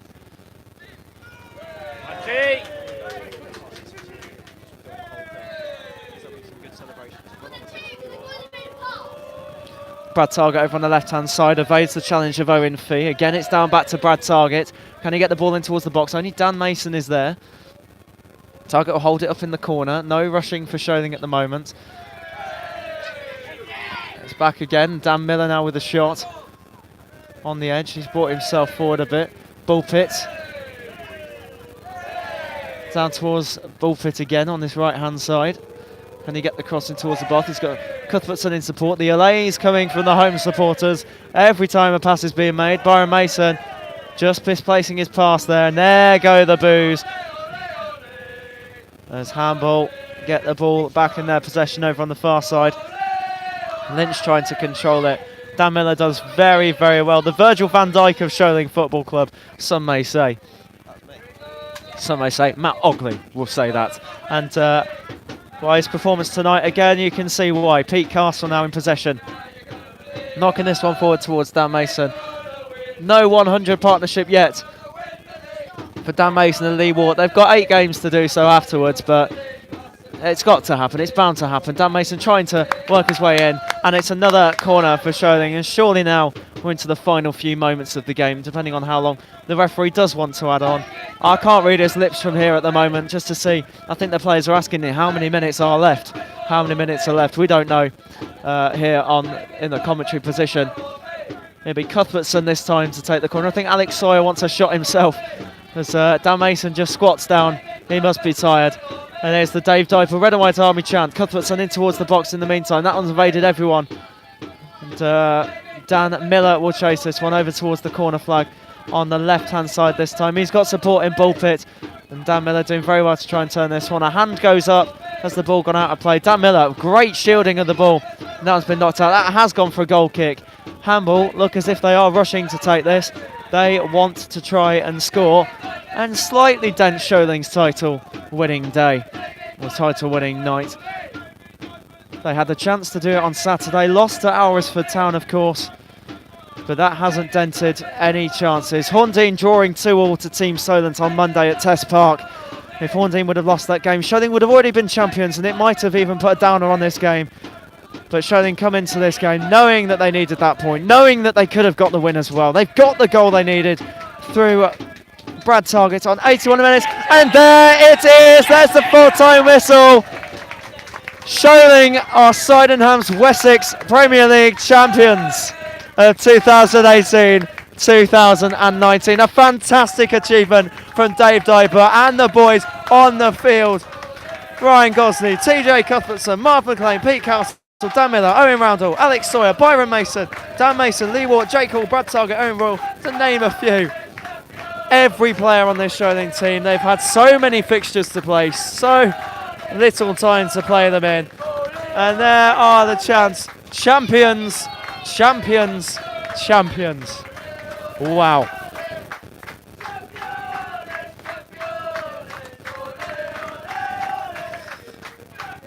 Sholing Football Club, Wessex League champions. How good does that sound? Oh, it's been a privilege to come throughout the season. Scenes here, the fans have been brilliant all night. They deserve every single minute of it. But Sholing been worthy winners since game one. They have. But to everyone associated with Sholing, Greg, massive congratulations as well. It's finally happened. Congratulations, you're now Wessex champions. So how does it feel? Fantastic, mate. Now we've actually reached it. It's always a problem when you got to cross that line, and you just got to listen to what's going on here now. It sums up our season, you know.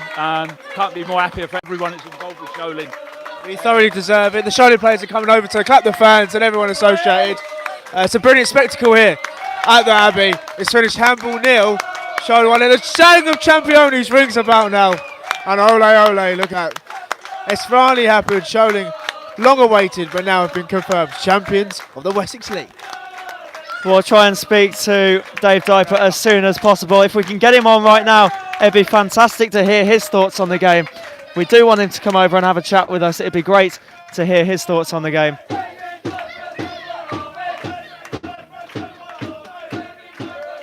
There we go. Sholing Football Club, Wessex League champions. How good does that sound? Yeah, it sounds good considering all the hard work that we've done. I'm more proud of the boys because of the games we've had. You know, it was a tough month, and everyone's knackered, everyone's tired. So to be able to wrap it up this early with a few games to spare, we can rest people now and enjoy it. A few goal games left in the season. We've got Dan Mason and Lee Wart chasing their 100-goal partnership. It's not going to stop, is it? No. Them boys, they're a bit tired in a minute, but now we've got a bit of a rest, like Saturday, Tuesday. Saturday, Tuesday seems normal now, so we're without playing on Thursday. So yeah, hopefully them boys will carry on smash. They want to play every game to the end of the season to smash as many goals as they can. What are the celebration plans for tonight with the boys? We got kids in a school night, so nothing tonight, but Saturday we're all out. Yeah. All out on Saturday. Well, congratulations once again. Cheers. Well done for a fantastic season. Cheers. And the fans will not stop singing. Of course, that was the voice of Byron Mason, captain of Sholing Football Club. The fans, nice and subdued, singing their songs. All the players, all the staff coming over to support, to applaud, shaking hands. And there he is, captain, leader, legend for Sholing Football Club. Well, we can have a bit of a rest now, can't we? Just calm down a little bit. The excitement of coming into tonight's game. It was a tough game to watch as well. That goal from Brad Target on 81 minutes, he put the ball into the back of the net. What a fantastic game. What a fantastic spectacle. And breathe. Well, thank you very much for listening this evening. Just one thing. Byron said all the players want to play right through to the end of the season. What he probably doesn't realise is the reserves haven't got any more games now till the end of April. So Dave might use one or two of those reserve players, just basically to keep them involved at the club, really. And there's some good young talent there. And Byron's right. Maybe one or two of the players are absolutely knackered. He was pretty gentle with his words, to be honest. I thought he might have been a bit more OTT, but no, as he highlighted, the season's been immense. You obviously asked him about celebrating tonight. He's just reminded everyone that it's school night for the kids. Most of them have got children, so they'll certainly be celebrating on Saturday. And maybe Dave will bring in one or two of the youngsters on Saturday. And that's only going to bode well for the club. But got to give credit to Hamble because they certainly put on a great show tonight. And again, the community club that they are, it's good that we've got two good community clubs this side of the river, really. And I think it really bodes well for non-league football in and around the area. Yeah, no, I just echo what you said. Congratulations, Sholing. It's just been an incredible season, but I think there's a big congratulations to yourself, Mr. Ponter. All this commentary doesn't go unnoticed. You've done a fantastic job, and I think for you, it's extra special to come on the night where Sholing win the league, and you've been very good all evening. Just thought I'd give you a bit of wise words there, mate. You've done very well. Thank you very much. Employ him at Sholing full time. Maybe. We'll see what goes on. But thank you very much for listening this evening. It's been Sport on Sonar live on a Wednesday night. It's the first time we've done it. We're the first to do everything here at Radio Sonar. First to do live commentary on non-league football. Soon to be doing ice hockey live comms as of next season. But for now, here at the Abbey, home of Hamble Football Club, it's finished Hamble 0, Sholing 1. Yes, the home of Sholing, as Luke Henry rightly said tonight. And of course, what a fantastic spectacle it's been. I've been Matt Ponter, joined with Luke Henry, Mat Ogley, and Sholing FC Secretary Greg Dixon. Thank you very much for listening, and a very good night to you all. Sholing, Wessex Premier League.